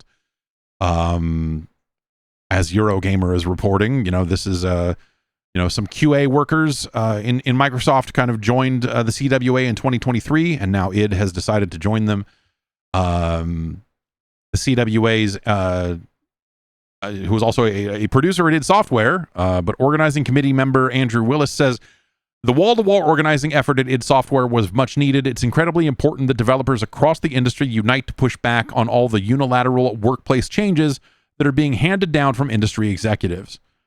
The union is a way for us, the developers, to take back control of the industry we love and to ensure that it delivers high-quality products from high-quality workers who have health benefits and longevity between quarterly profits. And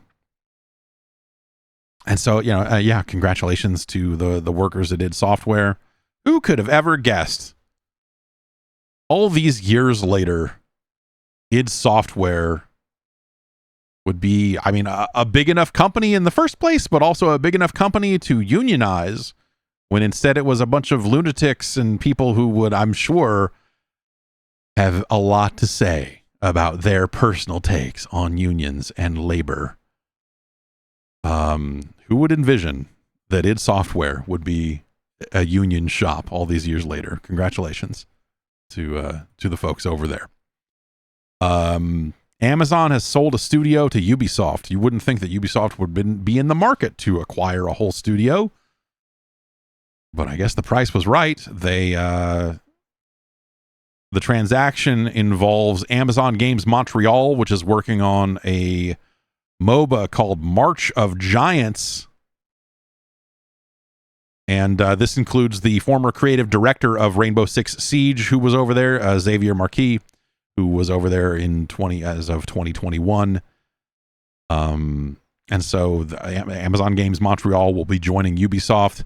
Yves Guillemot, the CEO of Ubisoft, says March of Giants has a real opportunity to bring something fresh and dynamic to players and to help Ubisoft compete in one of gaming's biggest arenas. We're looking forward to welcoming back Alexander, Xavier, and many of the seasoned March of Giants team who have previously worked at Ubisoft, and the entire team's ambition, creativity, and talent align perfectly with our desire to build bold new experiences for players. We look forward to supporting them as they shape the future of this promising new IP. They haven't said anything about how this deal was done and how much money it cost or anything, but I guess part of it does include a commitment from Amazon to provide marketing support for the game on Twitch when it finally does ship.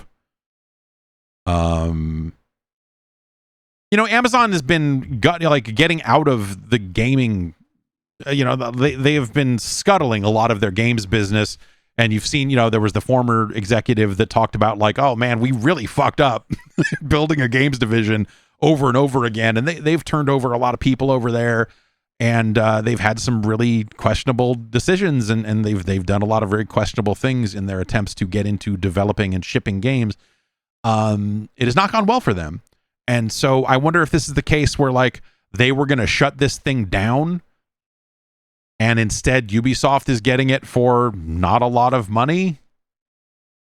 I don't know that I would say that the MOBA space is, I don't know. That's a really weird, but Ubisoft did give a quote here as part of this. The Eurogamer has a quote that says, the company says the global MOBA games market is expected to continue growing year over year for the rest of the decade, with total revenues roughly doubling by 2030. And that that March of Giants is an innovative and differentiated project with the potential to offer something new to current MOBA fans, attract new audiences, and grow into a successful live competitive game. I will believe it when I see it. When you say the word MOBA, I think you are already putting a certain type of ceiling on your game. And I don't know if there's a lot of art here, or what specific type of MOBA March of Giants actually is. It's a free-to-play 4v4 game. They have a playtest button on their Steam page. Okay, it is a top-down, it's a MOBA-ass MOBA. Free-to-play 4v4 war MOBA game where you play as a giant, lead an army of soldiers, and deploy tactical structures known as battle works on a ravaged urban battlefield. Request access below for a chance to join future playtests. And so it looks like it's a MOBA where you play as a giant dude and you are surrounded by a bunch of little dudes, like a MOBA. Except it seems like you have a little bit more control over your creeps. Like you are kind of generating the little dudes and bringing them with you, perhaps. If I'm reading this, if I'm reading these screenshots correctly, that seems to be the difference. So it's like they put a little more RTS back into a MOBA. Okay. Does that sound like a game that's going to double revenue in the MOBA sector year over year by 2030? I couldn't tell you.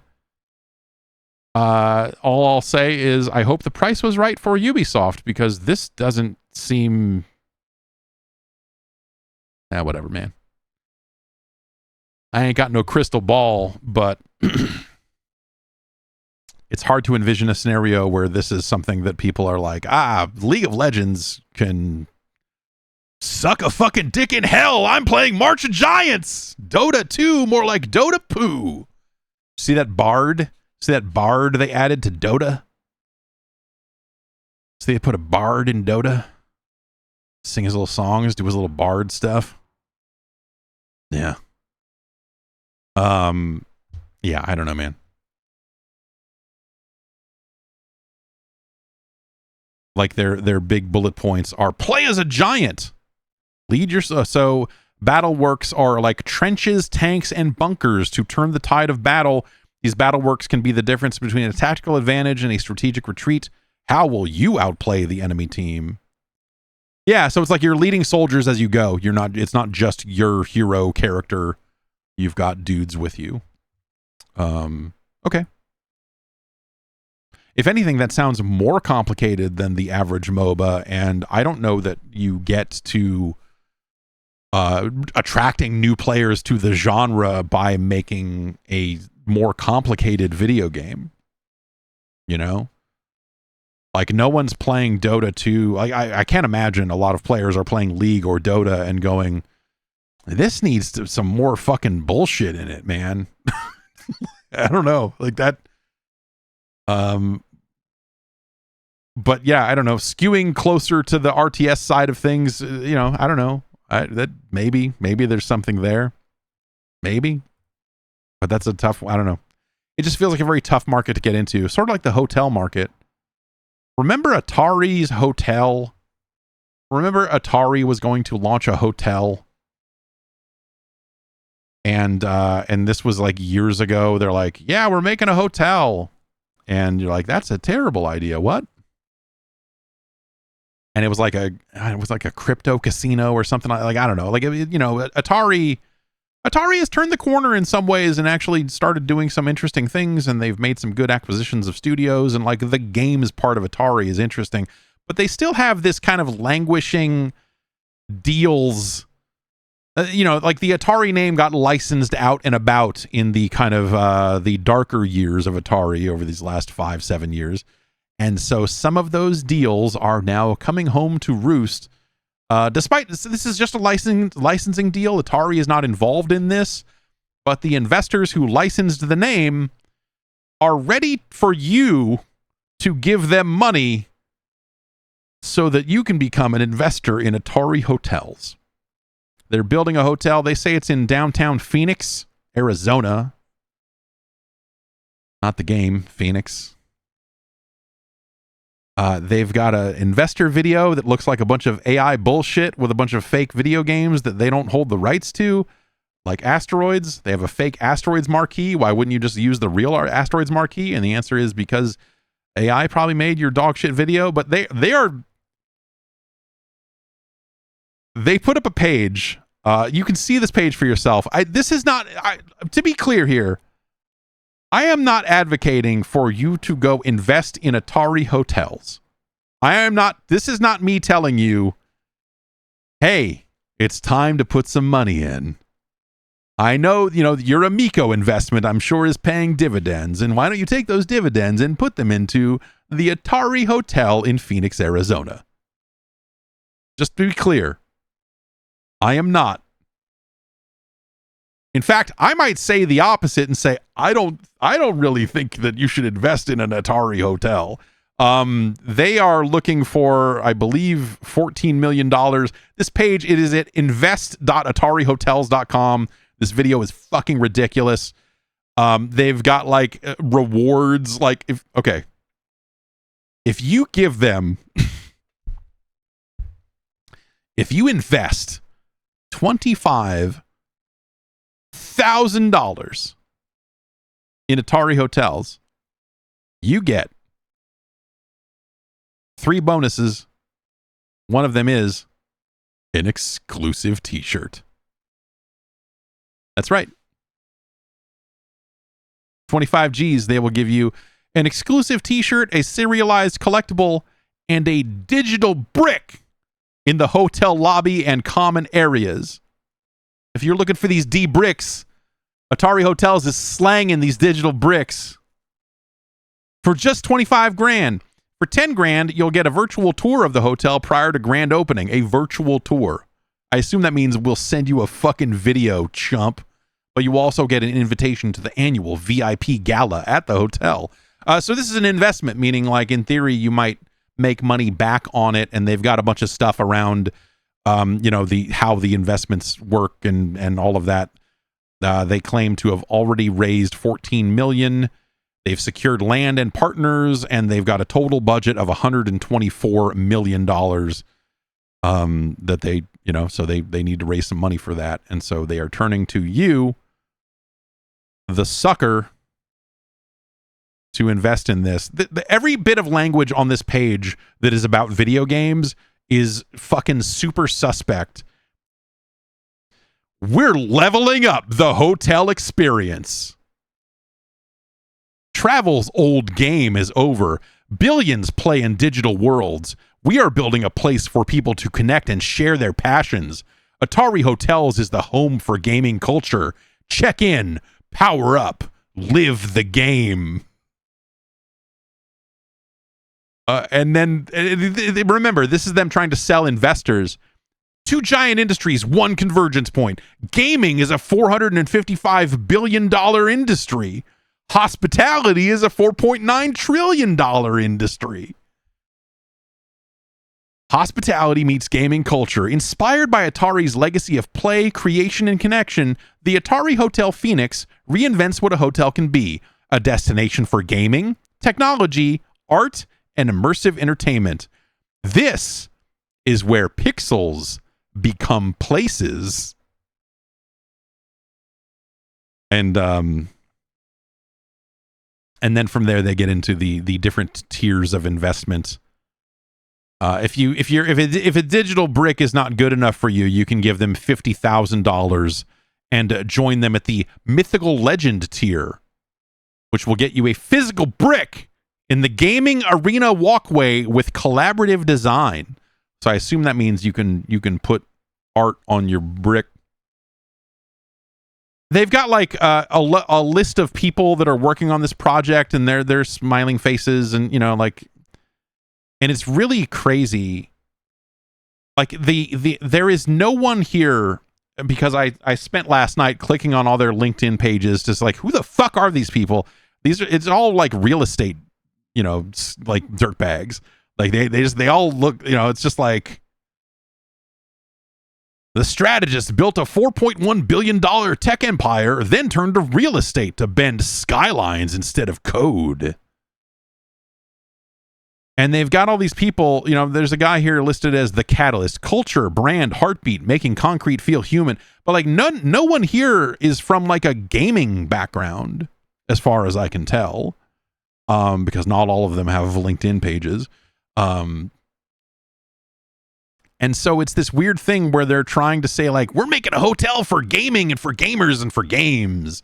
And they have, it really feels like they have zero fucking idea what the fuck they're talking about. And nothing that is a part of this pitch, like, underscores what that actually means. They just say, like, they have like sci-fi inspired rooms, stylized accommodations, and like, as part of the sci-fi inspired room, they have these like this big curved screen, and on one of the screens is Pitfall for the Atari 2600, which A, is not an Atari game, B, is owned by Microsoft. And it's this really, and then you get down to the bottom, it says, be part of the future of gaming. What the fuck are you talking about? Nothing in here says anything about, other than like your vague, like, this is going to be where gamers get together and do games shit.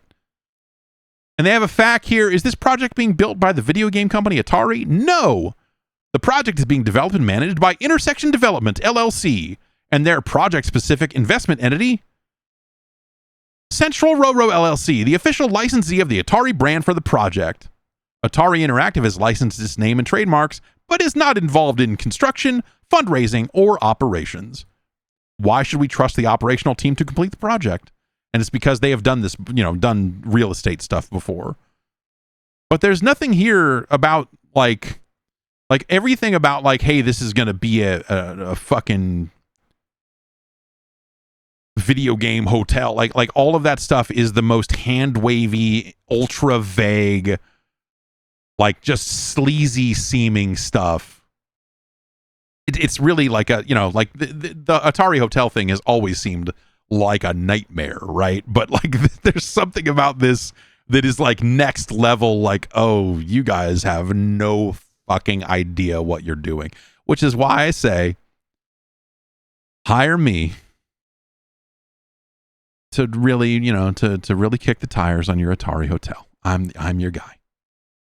I got a flat billed baseball hat just like you, motherfucker. Like, allowed to come bring me in. No, do not bring me in. But it's, yeah, I don't know. Like it just, you know, in the fact, how relevant is the Atari brand today? Atari's cultural influence remains timeless. The brand continues to resonate with gamers, creators, and nostalgic fans alike. The Atari Hotel builds on that legacy, translating decades of play, creativity, and design into a tangible, real-world experience. I don't, like, there's such a massive disconnect here in terms of, like, the like, what do they build? I assume they just mean it's going to have a bunch of fucking neon lights in it. I assume that they're going like, no, dude, it's going to look like Tron, but the Tron license is still somehow way more expensive. So we got the Atari license. What do you think? Right? But I assume like the visual language of this is, if it even ever gets made, right? Which is a big if. But I imagine they're just like, I don't know, it's going to have a bunch of fucking neon strips everywhere. Bunch of lights.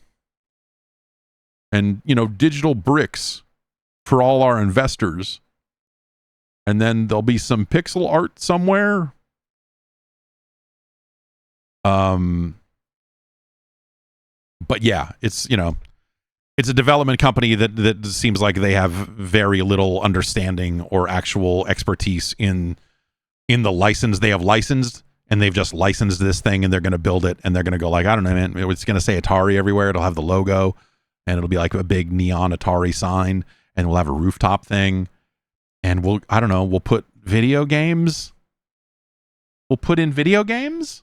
I feel bad for Atari, you know, because I feel like Atari has like done a pretty good job of like doing real shit over the last few years here and digging themselves out from under this clown ass stuff that the Atari brand was, you know, like most of what we were talking about with Atari, you know, some number of years ago was like, oh, you guys are really fucking this up. You guys are really like, there's nothing left to Atari. Like they found a new thing for Atari to be and do. And like they're doing it successfully. Like, you know, Atari technically published that Mortal Kombat collection, for example, right? They bought Night Dive, they bought Digital Eclipse. Like they've got respected studios, you know, there. They're making a new Bubsy game, you know, like, I don't know, they're doing stuff, right?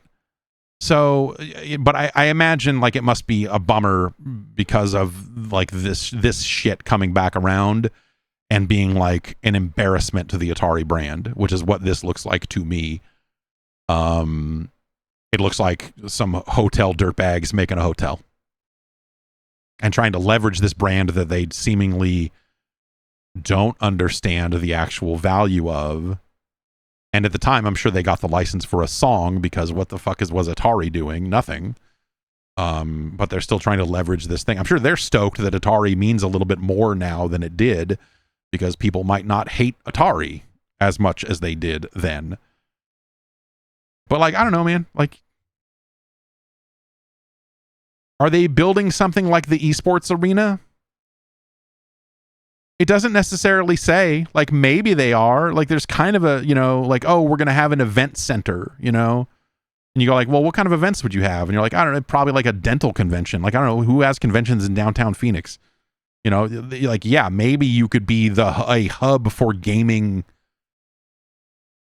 But none of this, I don't know. Like that's a big if. And also, who the fuck wants to go to fucking Phoenix, man? I'll say, the one time I went to Phoenix, I had a wonderful time. one of the nicest strip clubs I've ever been in, and also the laser tag place we went to was very large, and Rockstar had me play Oni while I was there. So that was nice, because Oni was nice. But Phoenix? Hope you're not planning on a fucking event in the summer, right? How hot does it fucking get in Phoenix? In the summertime? Like, it's like fucking terrible. Like, that's fuck that. Make an Oni themed hotel. 120's easy? Fuck that. Like, Phoenix is not going to be a hub for video games? You think people who play video games want to go hang out in 120 fucking degree weather? No! No, they do not! Fuck that. In perhaps, I guess, sadder, but like money-raising news, we talked about Three Fields Entertainment, the studio behind Recreation. Of course, they some of the founders of Criterion and the makers of Burnout and all of that. Last week we noted that they had put all of their studio kind of on notice that they were in danger of being laid off and perhaps the studio being shuttered. They are trying to find different ways to stave that off, including they have signed up for Patreon. And so you can become a patron of Three Fields Entertainment. And they've got some ideas for some bonus things you'll get in Recreation if you sign up for that at various tiers. And so they're trying to find ways to support the studio and keep the lights on over there. And we'll see how that goes. I mean, good on them for trying to find ways to make this work. That seems like a real long shot, but it sounds like that they don't have a lot of other options left at this point. So we'll, as I said, I believe last week, I'm still pulling for them to a degree here. But yes, they've signed up for Patreon. They've got tiers that involve, you get an exclusive vehicle in game in Recreation. And some other kind of bonuses, name in the credits type stuff and what have you. So that stuff's out there. They're out there trying to do that, trying to find a way to make it work. And I wish them the best of luck on that. Let's get into emails. podcast@guard.bike is the email address if you want to send in an email to me. That is how you do it. This one just came in. I don't know.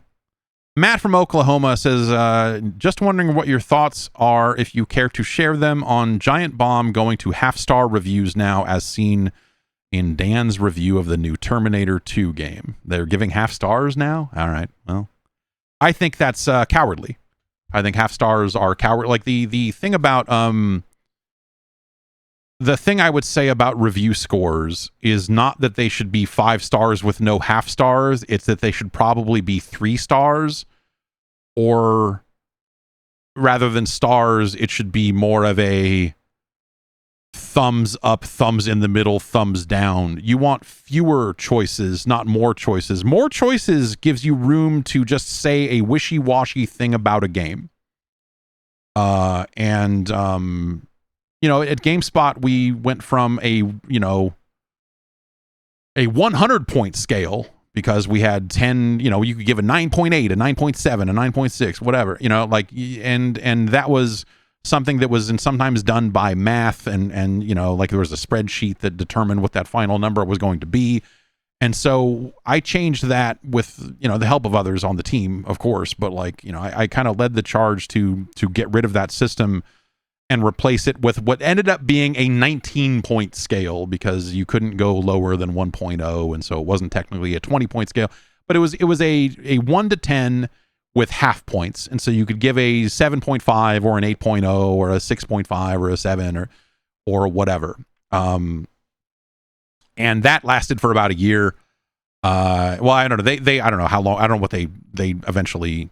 I think they still just kind of let people give whatever, whatever score they want over there. I don't know what they eventually went with, but the thing I learned on that 19-point scale is that was a really good solution to kind of translate the existing reviews into an existing format, right? Like, okay, we need to rein this in and go to a smaller scale to give editors more kind of control over what they're saying, and kind of rein that in a bit. But on its own, a 1 to 10 scale with half points was too many options. It gives you the ability to say nothing about a game with your score. It gives you the ability to like, oh, okay, well, we'll give this a 7.5 and this will kind of fit here. And like the idea is like, no, you want to have to force a reviewer to say a thing about a game. And not be able to kind of worm their way through it and go like, it's like a 6.5, because then you're just kind of saying nothing. Like, lay it out, man. Is this game good or is it not good? Don't just give me like a star score that is the equivalent of a fucking shrug. You know, if you're just like, I don't know. Like, I think that when you give reviewers too many choices on that scale, you end up with too many scores that are the equivalent of them just going like, and I think that's a terrible way to do it. I don't think they're not. I doubt they're running a ton of reviews over there anyway, so it's not like it's some. They're not trying to be a review focused outlet, I imagine, in the first place. So it's kind of whatever, right? It's all for funsies at that point. So do what you're going to do. But I think if I were building something and trying to be serious about video game reviews in this day and age, it wouldn't be it wouldn't be a 5-star system. It would be fewer choices. The review score is designed, the purpose of a review score is to like give some detail to someone who might not read the review, like at a glance, what does this mean? And when you have a big old, 9.3 and this and 9.7 and 9 to 6.5 and 4.5 stars and this, like, it's all too much. And that's useless to that audience. The idea again is you want something that's going to be like, here's something you can look at and use. Ideally, you read the review, but let's be honest, like, not a lot of people do that. And so here's a paragraph of text or a few sentences that sum up the review. Hopefully you read the first paragraph or the highlighted pull quote or this or that and read a score, and that hopefully that does something for you, to help you.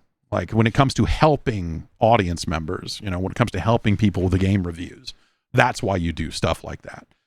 And so, when you get into like and I think this is something that like, Pitchfork does, they have their big old full score system that's like, it sucks. It's pointless. It's a waste of time. And so I think it's a terrible, I just think like that's like writing reviews that way and scoring reviews that way, more importantly, is a waste of everyone's time. And so I think you get down to a like a red light, yellow light, green light kind of thing. A yes, no, maybe. And you kind of go from there. Because you don't even really need, and 5 stars is better than 4 stars in some ways, because it does give you that option for the true middle of the road game, because those exist, right? But I think, ultimately the way reviews are written these days, being a more effective distillation of a person's take on a game, as opposed to we're going to write the objective review that anyone can read, and they'll know if it's for them or not. That anyone can look at this score and know. You kind of there is value in a middle of the road score in some of those situations, but. And so that's why I think, like the 4-star system is kind of weird, especially in a world where that stuff gets translated into 100-point scales for Metacritic and all that other bullshit out there. But yeah, I don't know. I think like I would actually, like game reviews are kind of fun. I write them sometimes too, and still, and I think that's but I mostly write them because I have written a lot of them, and sometimes people want to see them, and I think that's totally okay. And at that point, it's like, who cares what the score on it is in the first place? Like I put scores on a lot of the reviews I've written over the past few years, and I just like throw it at the end of the doc. It's like, I don't know, 3 out of 5, whatever.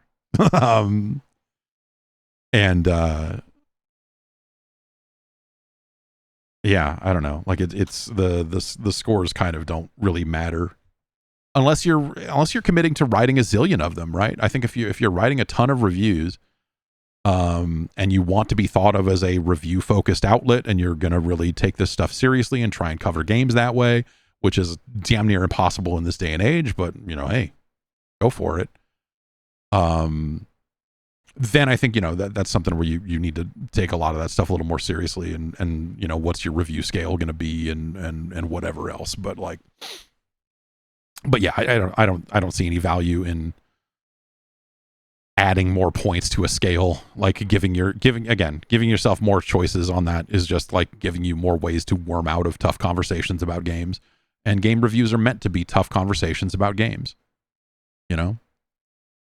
Like, let's have a realistic and very real conversation about the quality of this game, right? And so I don't know, giving editors ways to kind of slip through that by giving this kind of real, here's a middle of the road score that no one's gonna get mad at, I think is pointless. So yeah, I don't know. Like that's every outlet. I don't know. That's not exclusive to any one outlet. I think a lot of review scales are fucking terrible. So, but there is still value in scoring a game and giving people like shorthand information. Because let's talk about the problem that review scores are meant to solve, right? It is not meant to be, oh, we're going to compare this game to this game, which is what message boards did for years and years, and it was a fucking giant waste of everyone's time. Like, different people review those games, you realize that, right? Like, this is a waste of, you are dumb. You are dumb to do this. No one sat there writing that review and said, oh, it's got to be higher than Splinter Cell because that got this, and this is, and that's foolish. You can't review games that way. And so the way people would try to compare games based on the review score was dumb. It was a waste of time. But it's just meant to, again, give that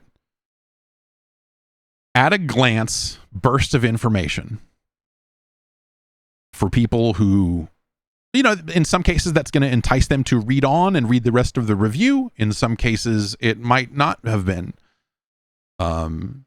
Zorg asks, would you have given Twilight Princess a 4 out of 5? No, probably not. It probably, that's, like no.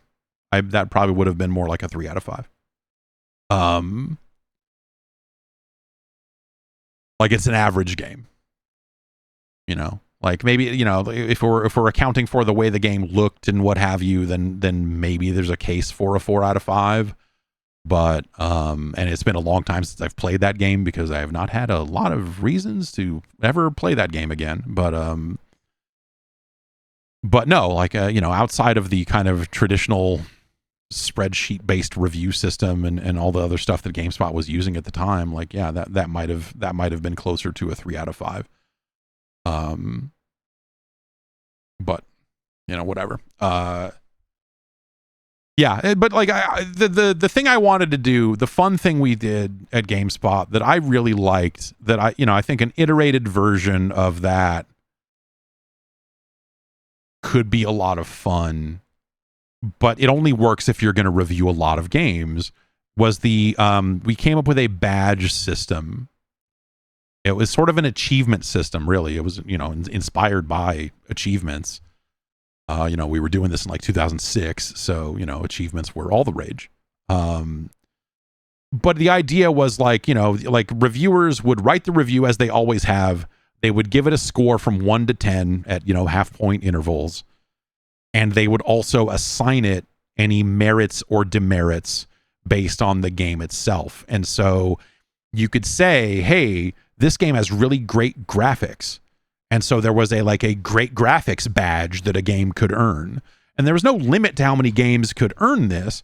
And so it was just like, it was another kind of shorthand way to say, here are the things about this game that stand out and are cool, without us just writing a like positives and negatives little kind of, lines of garbage. It was like, and you could have fun ones, like this one's got a great soundtrack, or this one's, better than the sum of its parts, or this game is fucking a bad value for the money, like you could use the badges to say a lot of positive and negative things about a game that at a glance someone could go, oh, okay. In practice, it was just a bunch of little postage stamps next to a score that didn't explain themselves unless you clicked on them. And so that's just not a great way to go. You needed a way to be able to like tab that out. Like some of it's design, right? If you explain what the badges are and right next to the badges, that's a better, that's a better experience for this audience who might not read your site every day and know the badges inside and out, right? And so like I liked that because it let us call out cases in games where they would do one thing really, really well. And maybe it's not a great game, but like there's this thing it does that you really should know about. And so here's a little way we can kind of put that at the top to let you know that there's something else going on here. And I think that, it was a version 1.0 type of system that never got a shot to really evolve. And again, it only works if you're reviewing like most of the games coming out on a given month or basis or whatever, right? Otherwise it's just kind of, like at the rate that I am reviewing games, it would be meaningless. Like who cares? Like, but I think an updated version of that, the problem we ran into in a couple of ways is like, we would want to add new badges, but you didn't always want to add new badges for every single new case. You want to be like, well, is it theoretical that like a lot of games could eventually earn this badge? You don't want to make a badge for just one game. And then also we had to go to the artists. We had to go to the staff, the site, the designers and go like, hey, I need you to make 12 more of these. And they'd be like, I'm busy working on ad tech. And you'd be like, oh, I guess we can't add badges, huh? And so that was kind of the other flaw of that system. But I think that stuff's fun. I think there are good ways to have fun with reviews and also still kind of provide a service. And I always liked that. It was just, it never, the issues with it were too great to really survive, I guess. Let's see.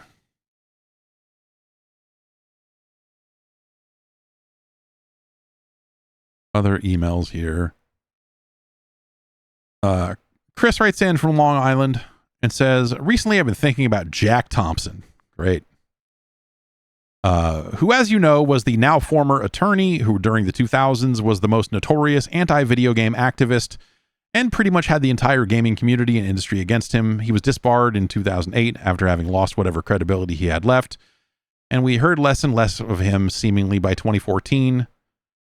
While we still have people blaming violence in video games for real-life incidents, that argument isn't as loud and not as mainstream as it used to be. With that being said, I was just curious how you and maybe others at GameSpot felt about him during his active years.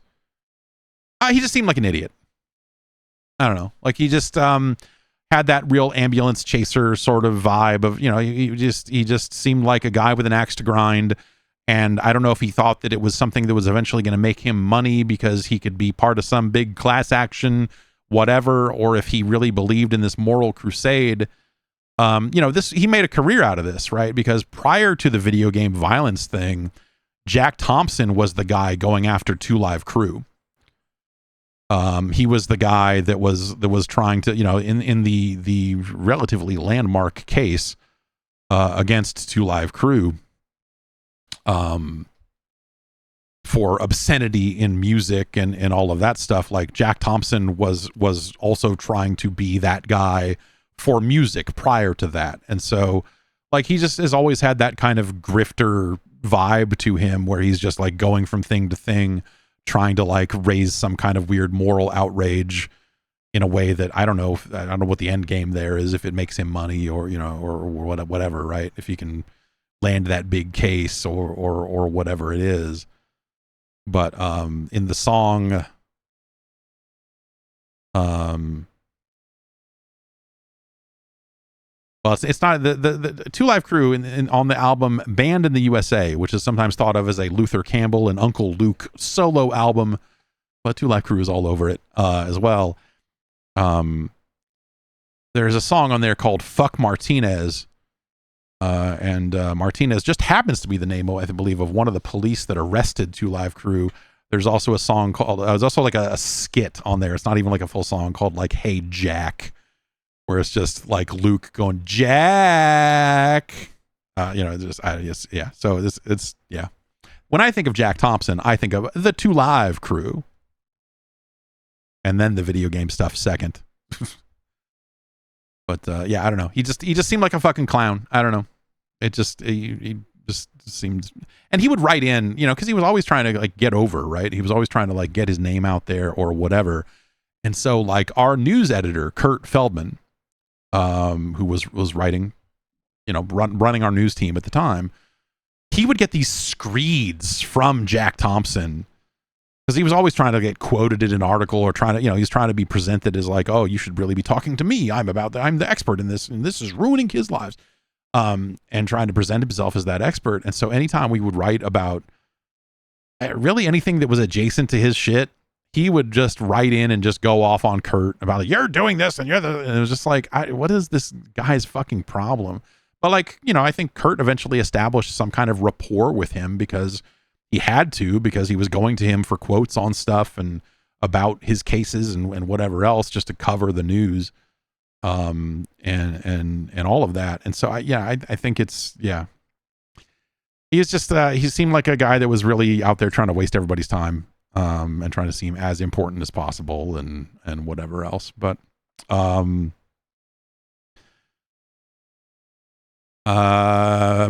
from Montreal, or perhaps it's Martine, from Montreal, writes in and says, I've been reading video game reviews since I was a kid, and I've been toying with the idea of starting a blog of some sort to write my own reviews. I've been wondering, what are your criteria in order to critique and write a review? Do you follow some sort of grid that you've created from an experience, or is it a new experience each time? In other words, what does your writing and critiquing process look like for you? I think back at GameSpot, it was because of the scoring system in a weird way. Because we had a separate score for sound, you had to talk about sound in the review, because you needed to give sound a number at some point, and that number needed to be backed up in the text. And so it led to this very formulaic presentation of reviews, where you would have your intro, you would write about the story and the premise of the game, you would talk about the gameplay, you would talk about the graphics, you would talk about the sound, and then you would write your conclusion.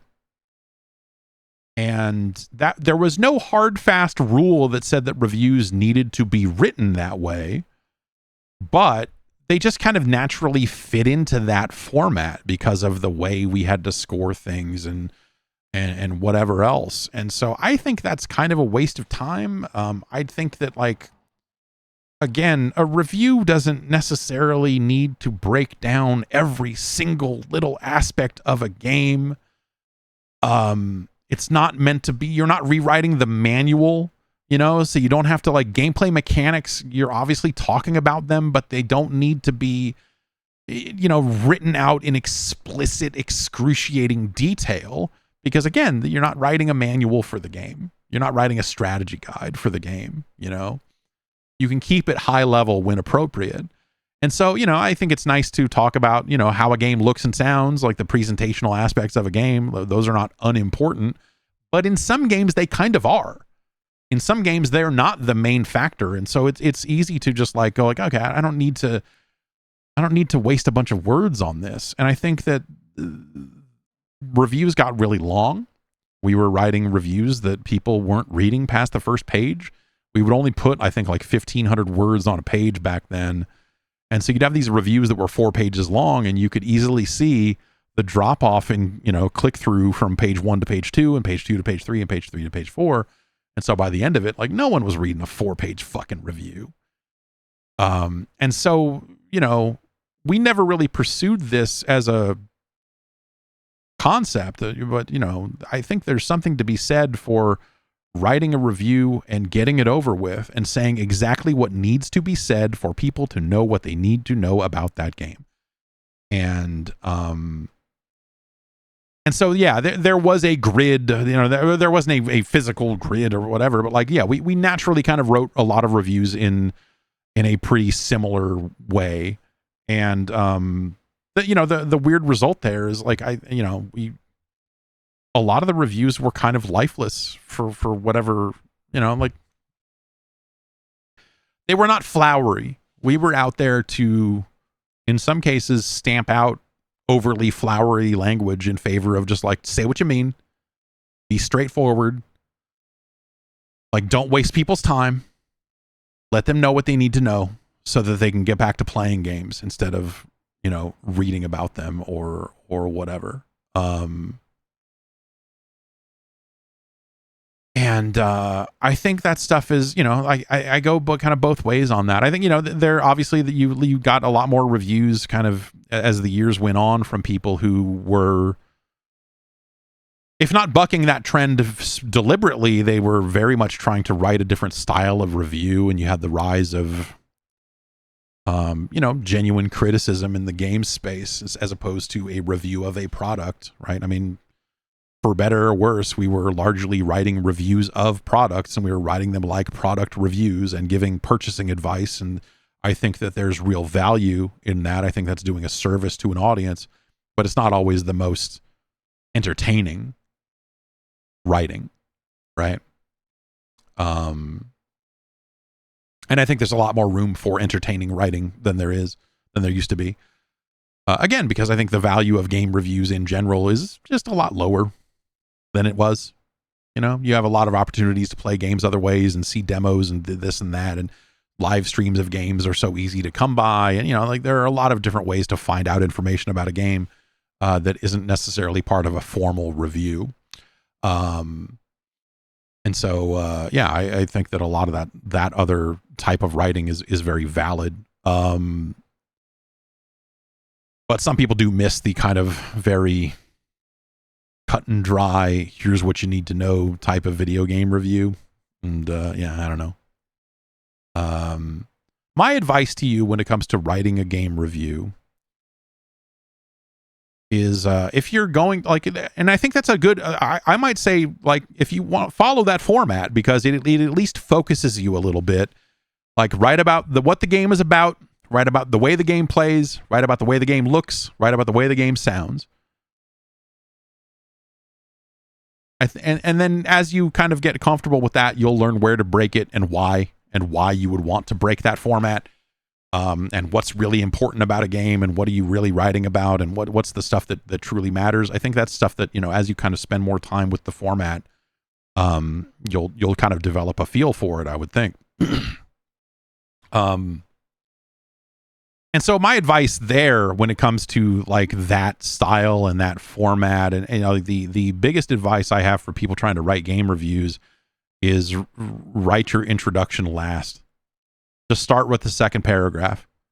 It's very easy to write about a game, to sum it up before you've written it and write an introduction or write a snappy intro when you don't necessarily know what's going to follow.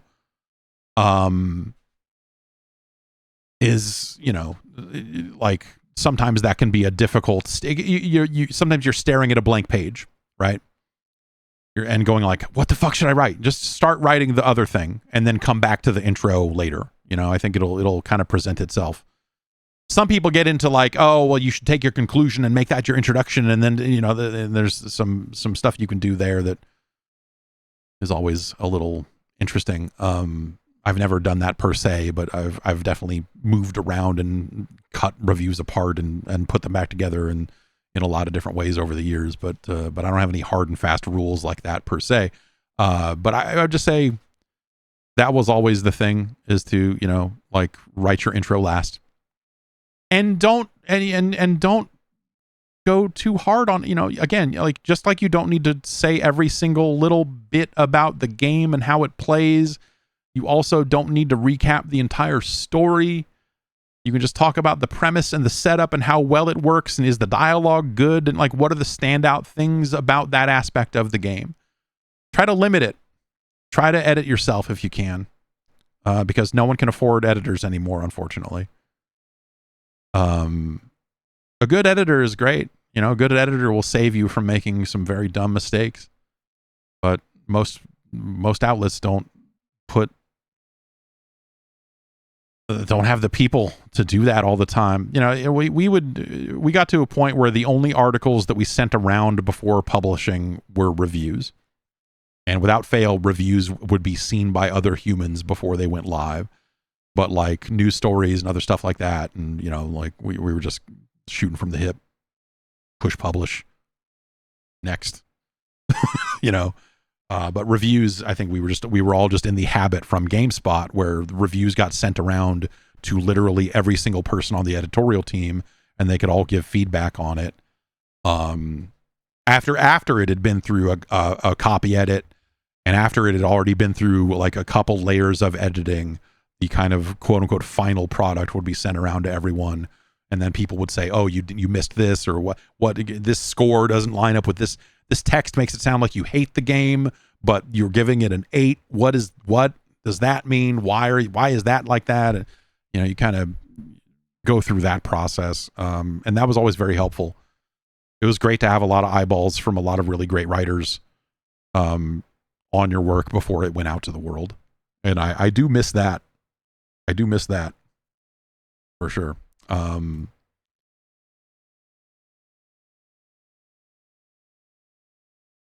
Let's see here.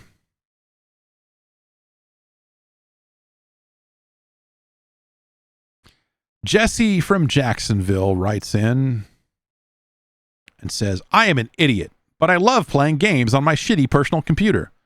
When I go to buy games on Steam, I look at the system requirements and I don't know what any of these numbers mean. I am an idiot, remember? Why doesn't Steam have a thing that can scan your system and tell you if the games will run on your system before you buy? Yeah. Yes, that's I think that's, it would be great if they had better stuff in there for that. I think Valve has been very reluctant to say anything or put any kind of opinionated anything down and say, in our opinion, this game won't run well on your machine. In our opinion, these reviews have been written by trolls for, in our opinion, all of this Steam community discussion is garbage and should be deleted. Like, they don't want to have an opinion on any of that stuff, right? So, especially when it comes to not selling games. They're there to sell games, not to not sell games. And so they've erred on the side of having a pretty friendly refund policy, right?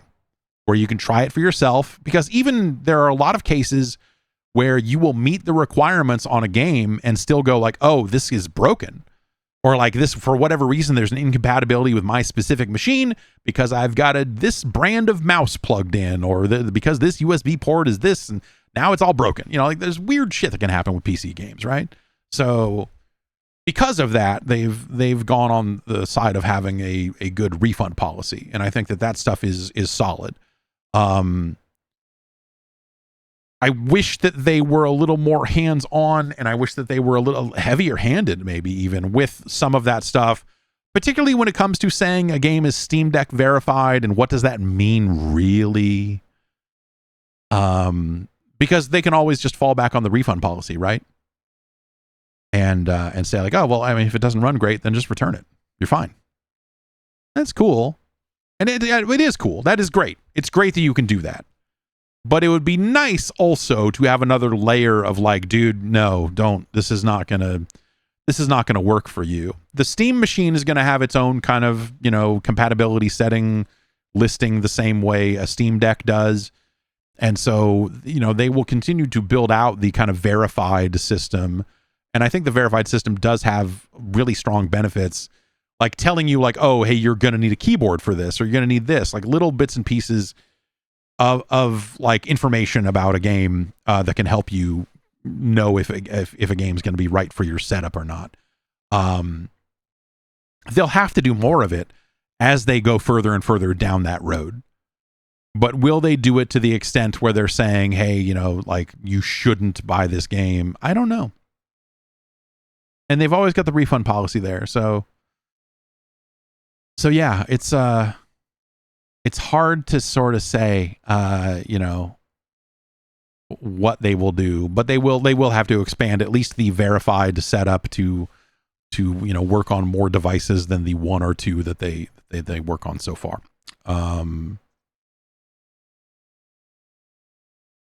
Let's see here.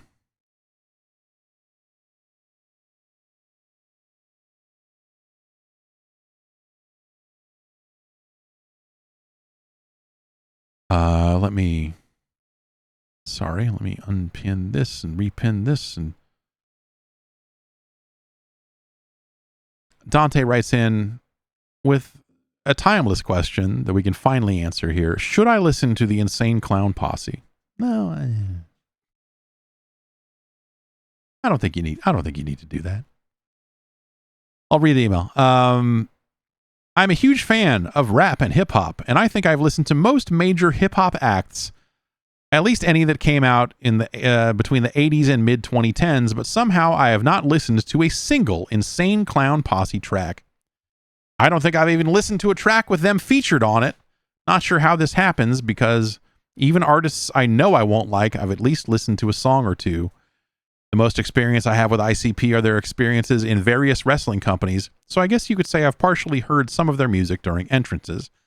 I went on Wikipedia and saw how many albums they have, and I have no idea where to start.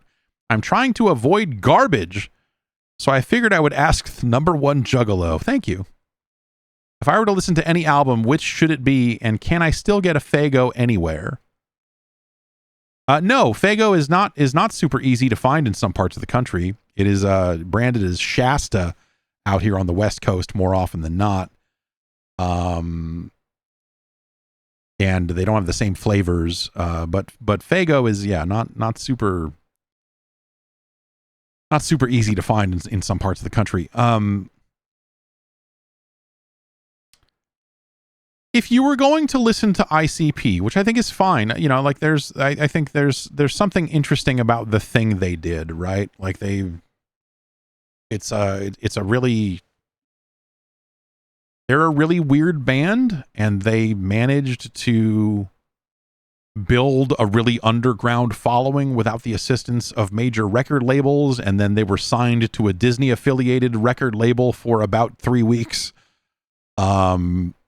And their ability to build and maintain and service a fan base independently for all those years, I think, is really, admirable, I guess. Like nowadays, like the independent music and, just like putting stuff up on Spotify or putting stuff up on Apple Music or whatever is like way more of a thing.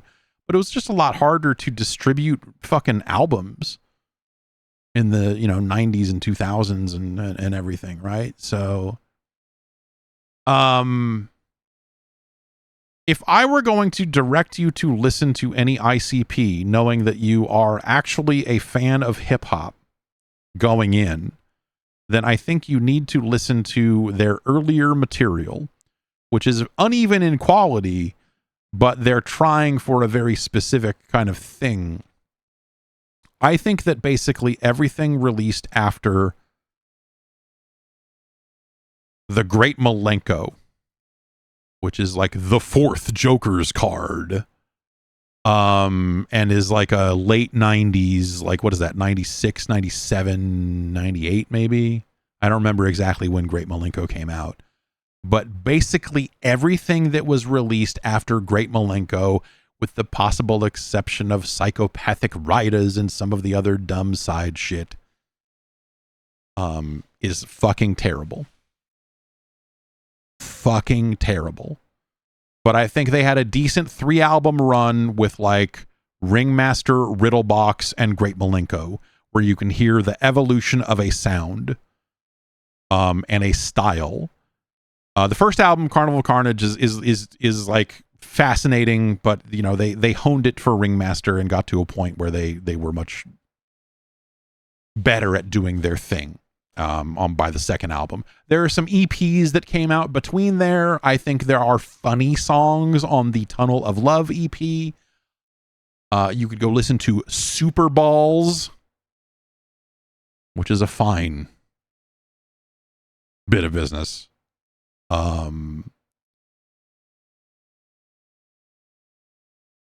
And yeah, Beverly Kills, and like, yeah, there's like the stuff in that era, the stuff in that very specific window of time, I think, from around Ringmaster to around Great Malenko, is about as solid as they get.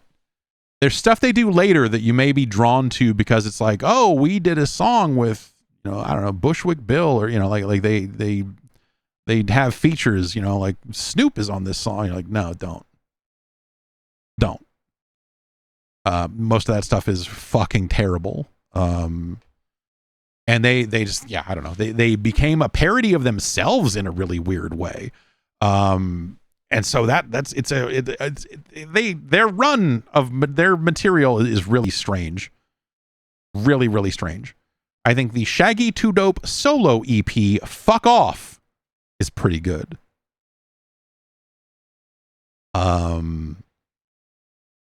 But yeah, man, that's kind of like, if you were going to pick a window and wanted to kind of understand why this shit happened, Ringmaster is probably, you know, that's like right there smack dab in the middle of like, they've kind of found their thing, they found their sound. And then, you know, by the time when Great Malenko was coming out, like that album was originally meant to be on a Disney owned record label. And so it was like they were ascending to a certain degree there. And that's interesting, but I think everything that came after that is fucking terrible. Like, just bad music, bad iterative takes on the stuff they had done better before. I think if you want to go down rabbit holes, it's like the EPs and things that came out around that era, and you can listen to something like Hey Vato and be like, oh yeah, this is decent, this is decent. But like, everything that came out after, with like rare exception, everything that came out after Great Malenko is really fucking terrible. Just fucking bad fucking music, man. So that's my advice, I guess, but also I don't know that you need to go on this journey at all. But it's a fascinating one. I think, again, you know, like it's something that is at least mildly worth knowing about, because of just how big and weird the ICP thing became. And I think the thing they're running now doesn't really have a lot left to do with the quality of the music, you know? It's about family. It's about, I'm a juggalo and I like to be around other juggalos, and so I'm going to the gathering because that's what I do, and there are people there I like, and it's this and that, and it has very little to do with the what the quality of the music that's being made, right? And so yeah, I think there's a lot of terrible material, and it's only gotten worse. And man, it's yeah. I guess maybe I haven't kept completely current. Maybe there's something out that I haven't heard or whatever, but like, I would make it a point to kind of check in on what's the latest ICP sound like, and let's do it. Be like, oh God, this is terrible.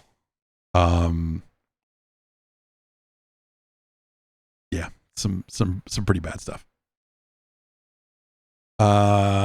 Let's see. Troy from Atlanta writes in and says, hearing your thoughts on the Game Awards last week got me thinking, are there less of the negative Game Awards these days, or is it just me? I get that it would be impractical to straight up do worst game nowadays, considering all the slop that's getting thrown into Steam every hour. Not to mention there's plenty of faux outrage YouTubers out there that have cornered the worst of everything market. But I can't deny that one of the most memorable Game of the Year moments to me was the debate you had about Red Dead Redemption 2 in the most disappointing game category. I was also a big fan of the Please Stop Award, calling out awful trends. Is there less of that now due to outlets maybe wanting to take awards more seriously, or maybe there's already an overabundance of negativity these days that folks just don't want to add to?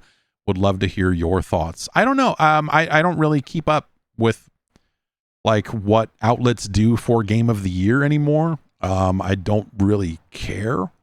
I think taking them more seriously is a mistake. I think you need to listen.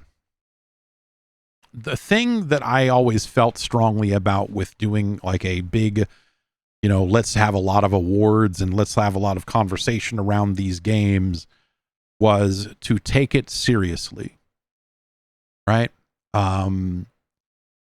Like if you're writing all of these kind of joke categories and then you just kind of like shrug your way through them and be like, whatever. Like you need to take them overly seriously because that's the joke.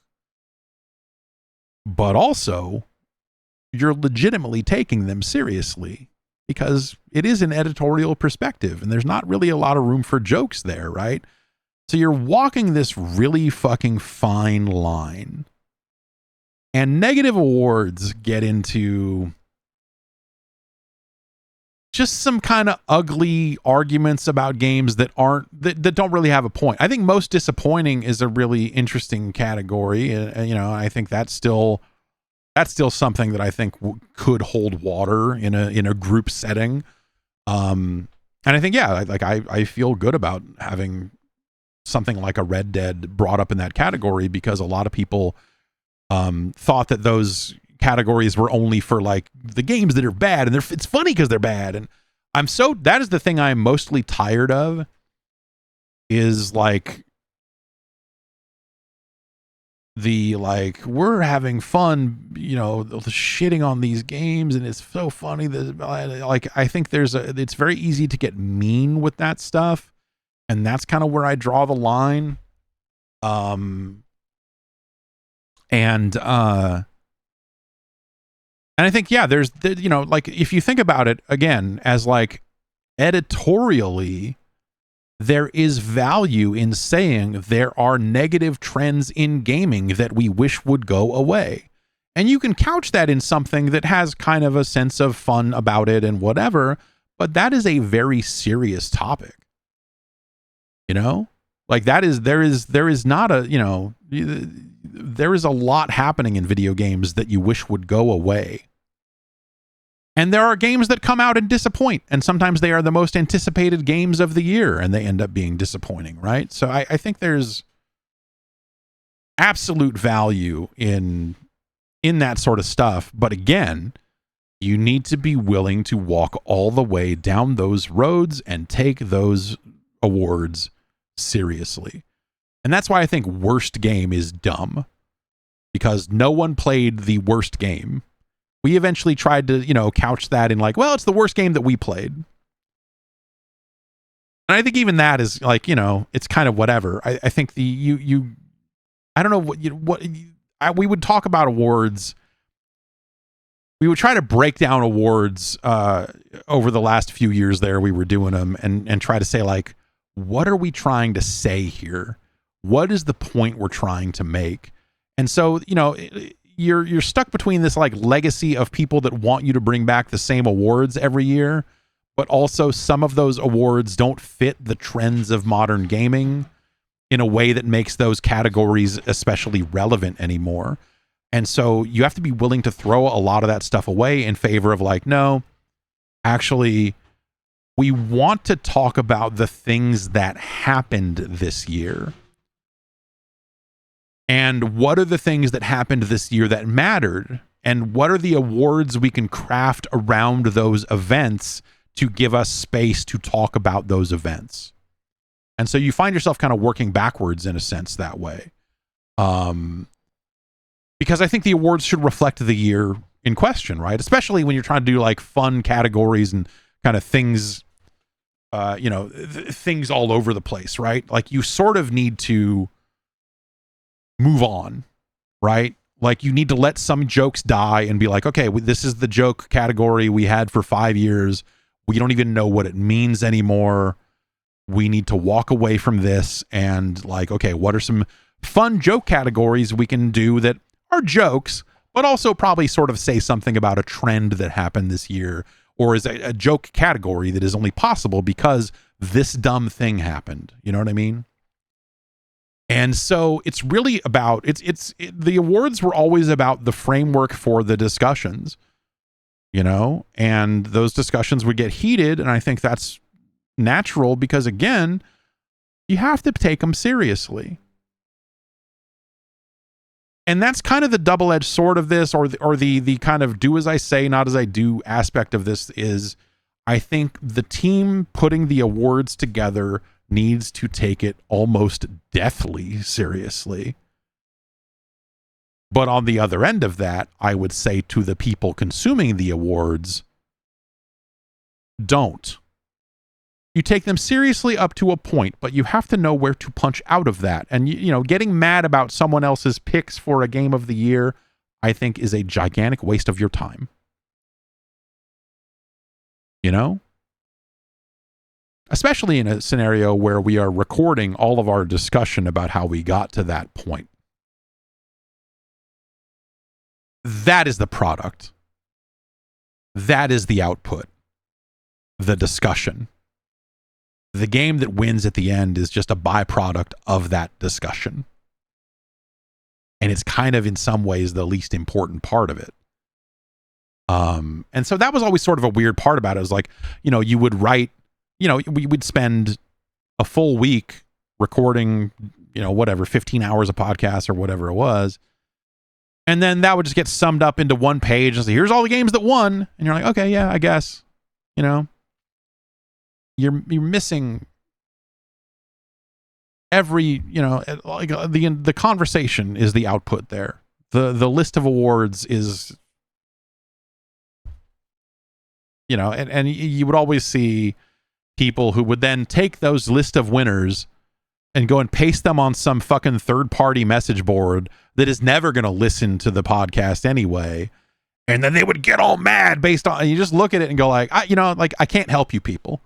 Like, you people are lost, like, and you will never be fucking found.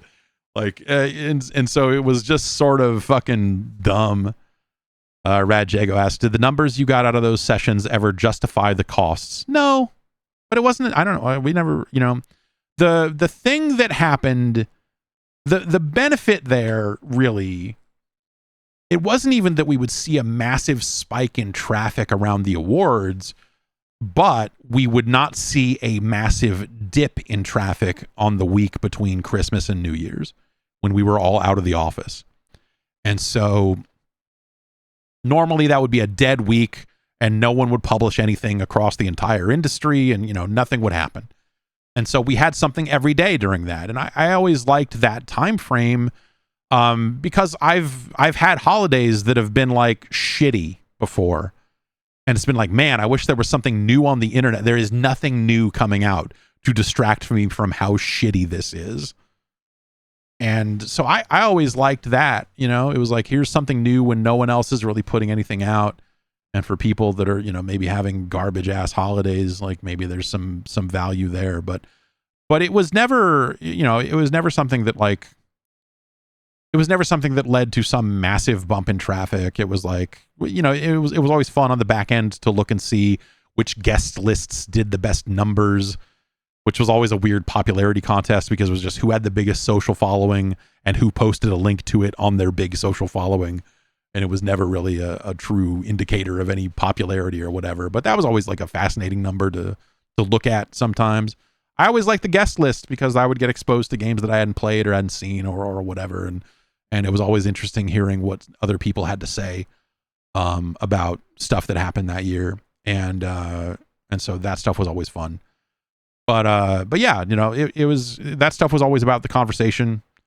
And I don't know, like sometimes those conversations sounded heated.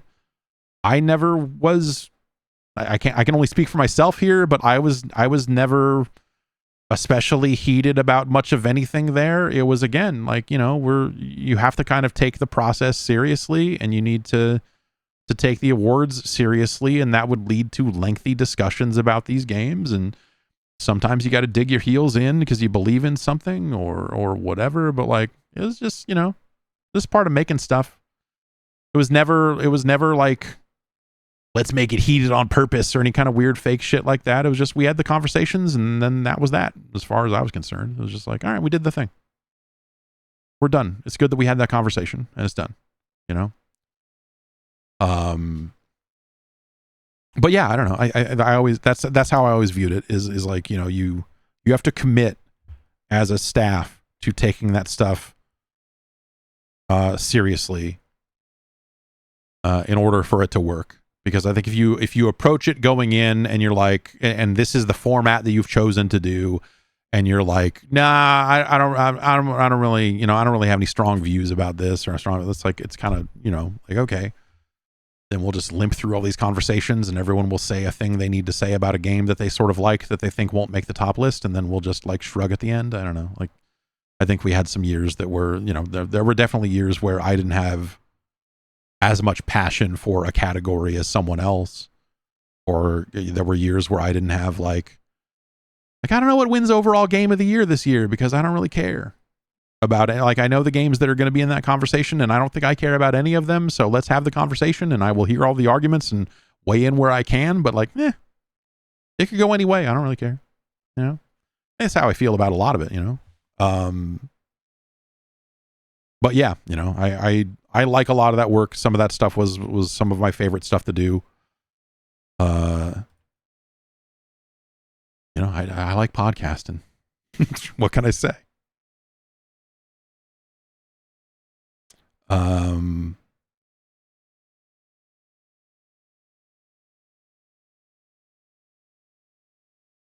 Let's see.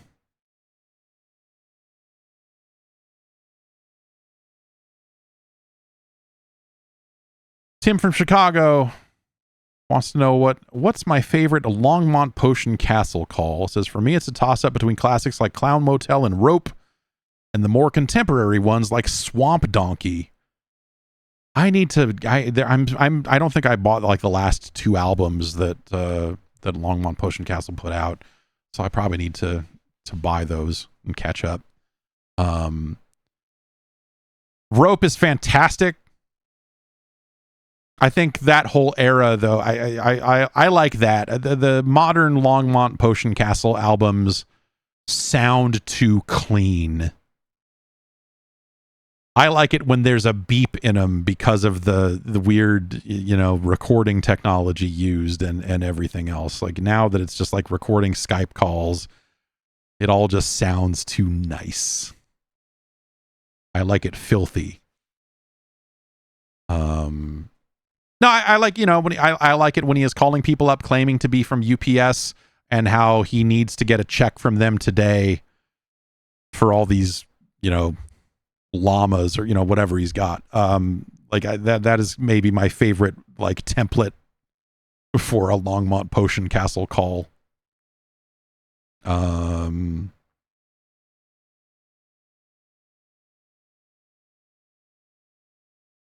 Let's see here.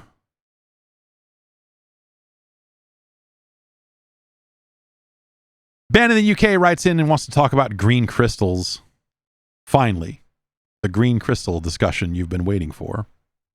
You touched on Metroid Prime 4 in the latest podcast, but still being in the early stages, you won't yet have encountered the game's biggest issue by far, the end game green crystal grind. I have collected green crystals over my time with the game, but yeah, it's not always immediately clear how many you need or what they're for or what have you. The green crystals scattered around the desert, which can be driven through with the bike to obtain upgrades, are in fact not optional. To access the final boss and roll credits, players must fill up the entire gauge on the item screen.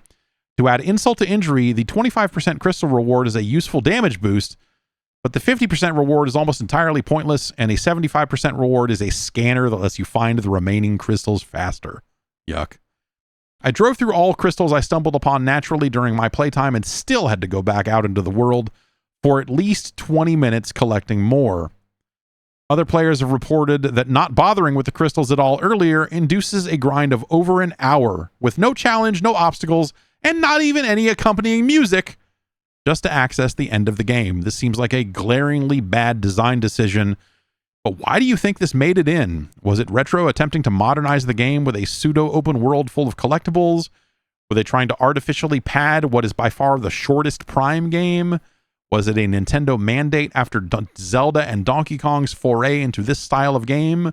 Perhaps a combination of all three? Yeah, I don't know. Yeah, the green crystal thing is really crazy. And I have not finished Metroid Prime 4. I have been playing a lot of other stuff and kind of keep forgetting it exists, but I'll probably get back to it a bit more and see how far I make it. But it's not something I'm like dying to play more of and or finish, I'll say.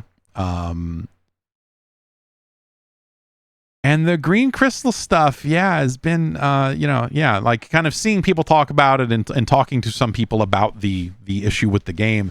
It just, it seems like a really curious bit of design to throw in there, and it feels out of place for what Metroid Prime has been, and it feels a little out of place from the idea of like, we kind of did this sort of open world thing, but not really, and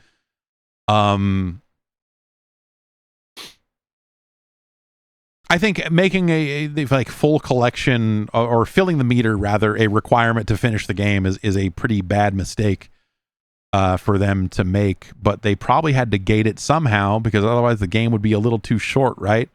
At some point, games got to work with what they're working with, right? You're out of road. You can't go and develop brand new features. You can't let the scope creep into like, oh, we need this whole new system to make the end game more satisfying. Like, yeah, they probably, I bet they knew that. As they were doing it, they probably were like, well,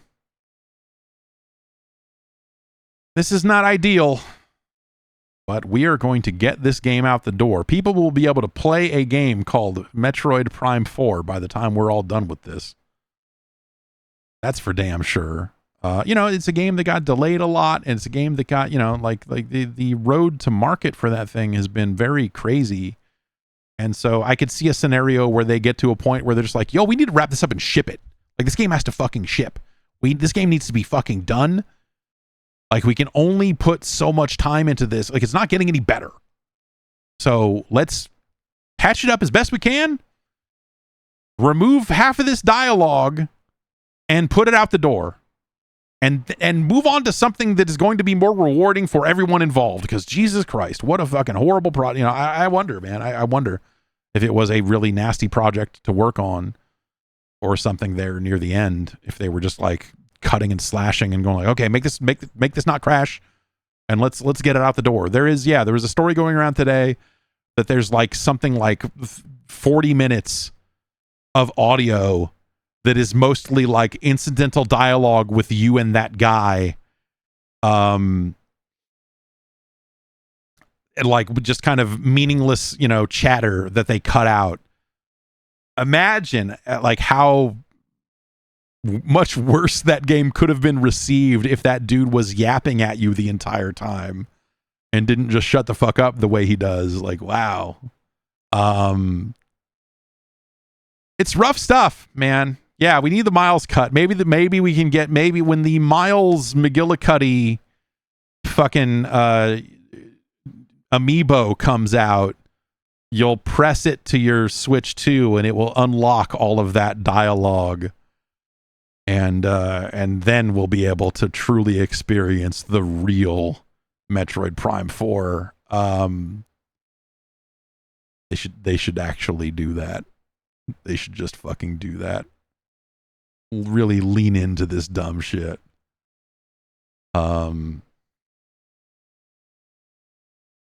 But yeah, I don't know, man. There's I'm sure, that game took forever to develop for a reason, and I think you see at least a little bit of that in the final product. It'd be interesting to see, like, what was Namco's, what was the version that got killed? What was that like? How bad must that have been for that to go away in favor of this thing? And I don't know, man. It's unlike Nintendo also, I think. Nintendo on the Switch too, like the first party stuff has been really nuts. It's really kind of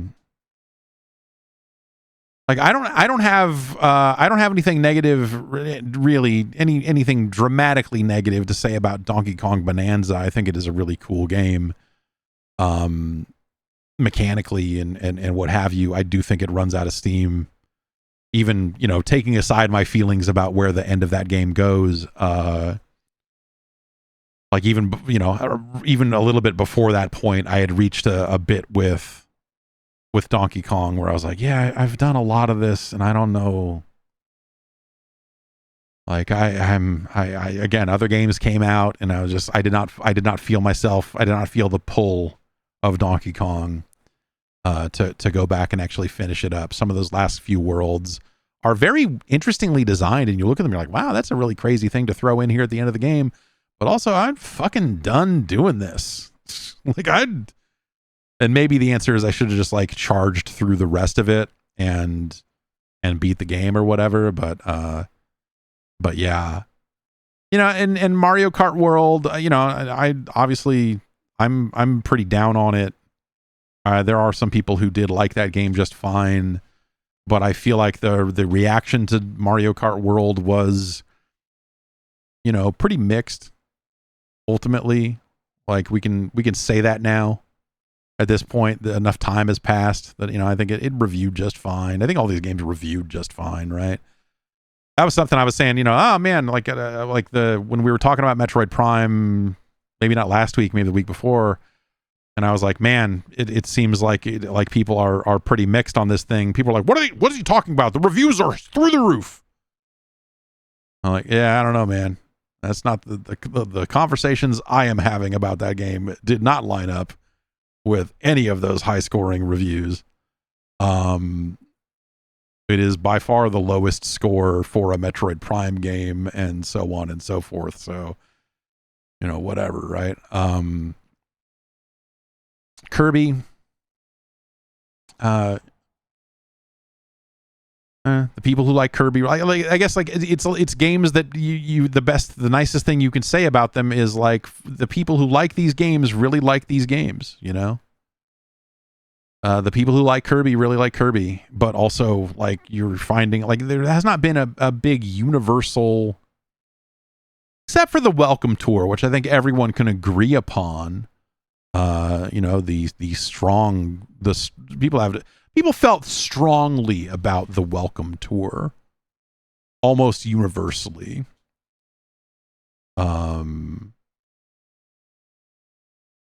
And then yeah, Dragon Drive and like the other, yeah, I don't know, man. Like the first party output on Switch 2 has not felt like the whirlwind that it probably needed to be. Whatever, it's selling fine, right? I don't think that it's not like the bottom dropped out or whatever, but like as someone who's going to play games on a variety of systems and not just the Switch 2, it is hard to be excited about the software that is on that platform. It's like more interesting in theory than in actuality. Like, oh, it's really great that you can play Street Fighter 6 on here. It's like a fine version of the game. That's not the version I'm going to play, but it's cool that you can do it. And so like the third party stuff is kind of weird.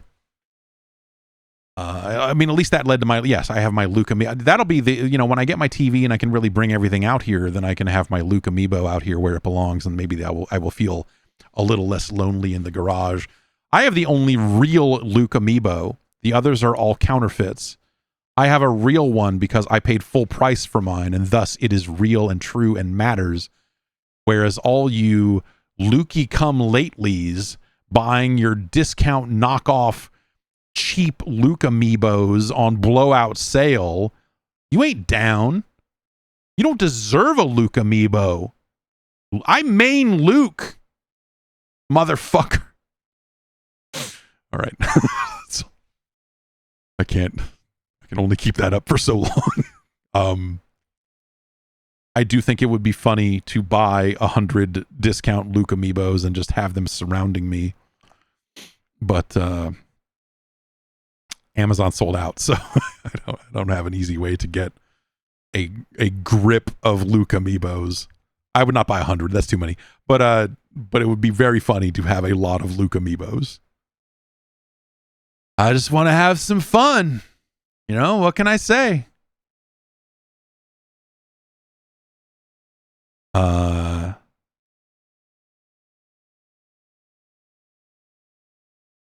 Let's see. Maybe we got time for one more here. Yasir from Toronto writes in and says, what game would be considered the haze of this generation? Man, I don't know. There was one game at the Game Awards that was giving like a minor haze vibe, wasn't it? No, maybe that was just the live performance with the guy who had dreadlocks, who looked a lot more like the Counting Crows guy than Jonathan Korn. But yes, that is the context. I was like, how did haze come up during the Game Awards? I was like, oh, right. Phil Bosch says Redfall. I don't think Redfall has the attitude of haze. Immortals of Avium. That might be. Redfall because it killed a good studio. Okay, I guess that's a reasonable justification. Forspoken. Is it? Yeah. Hefe Goldblum says, is it Mind's Eye? Mind's Eye is probably a good pick here for the haze of this generation.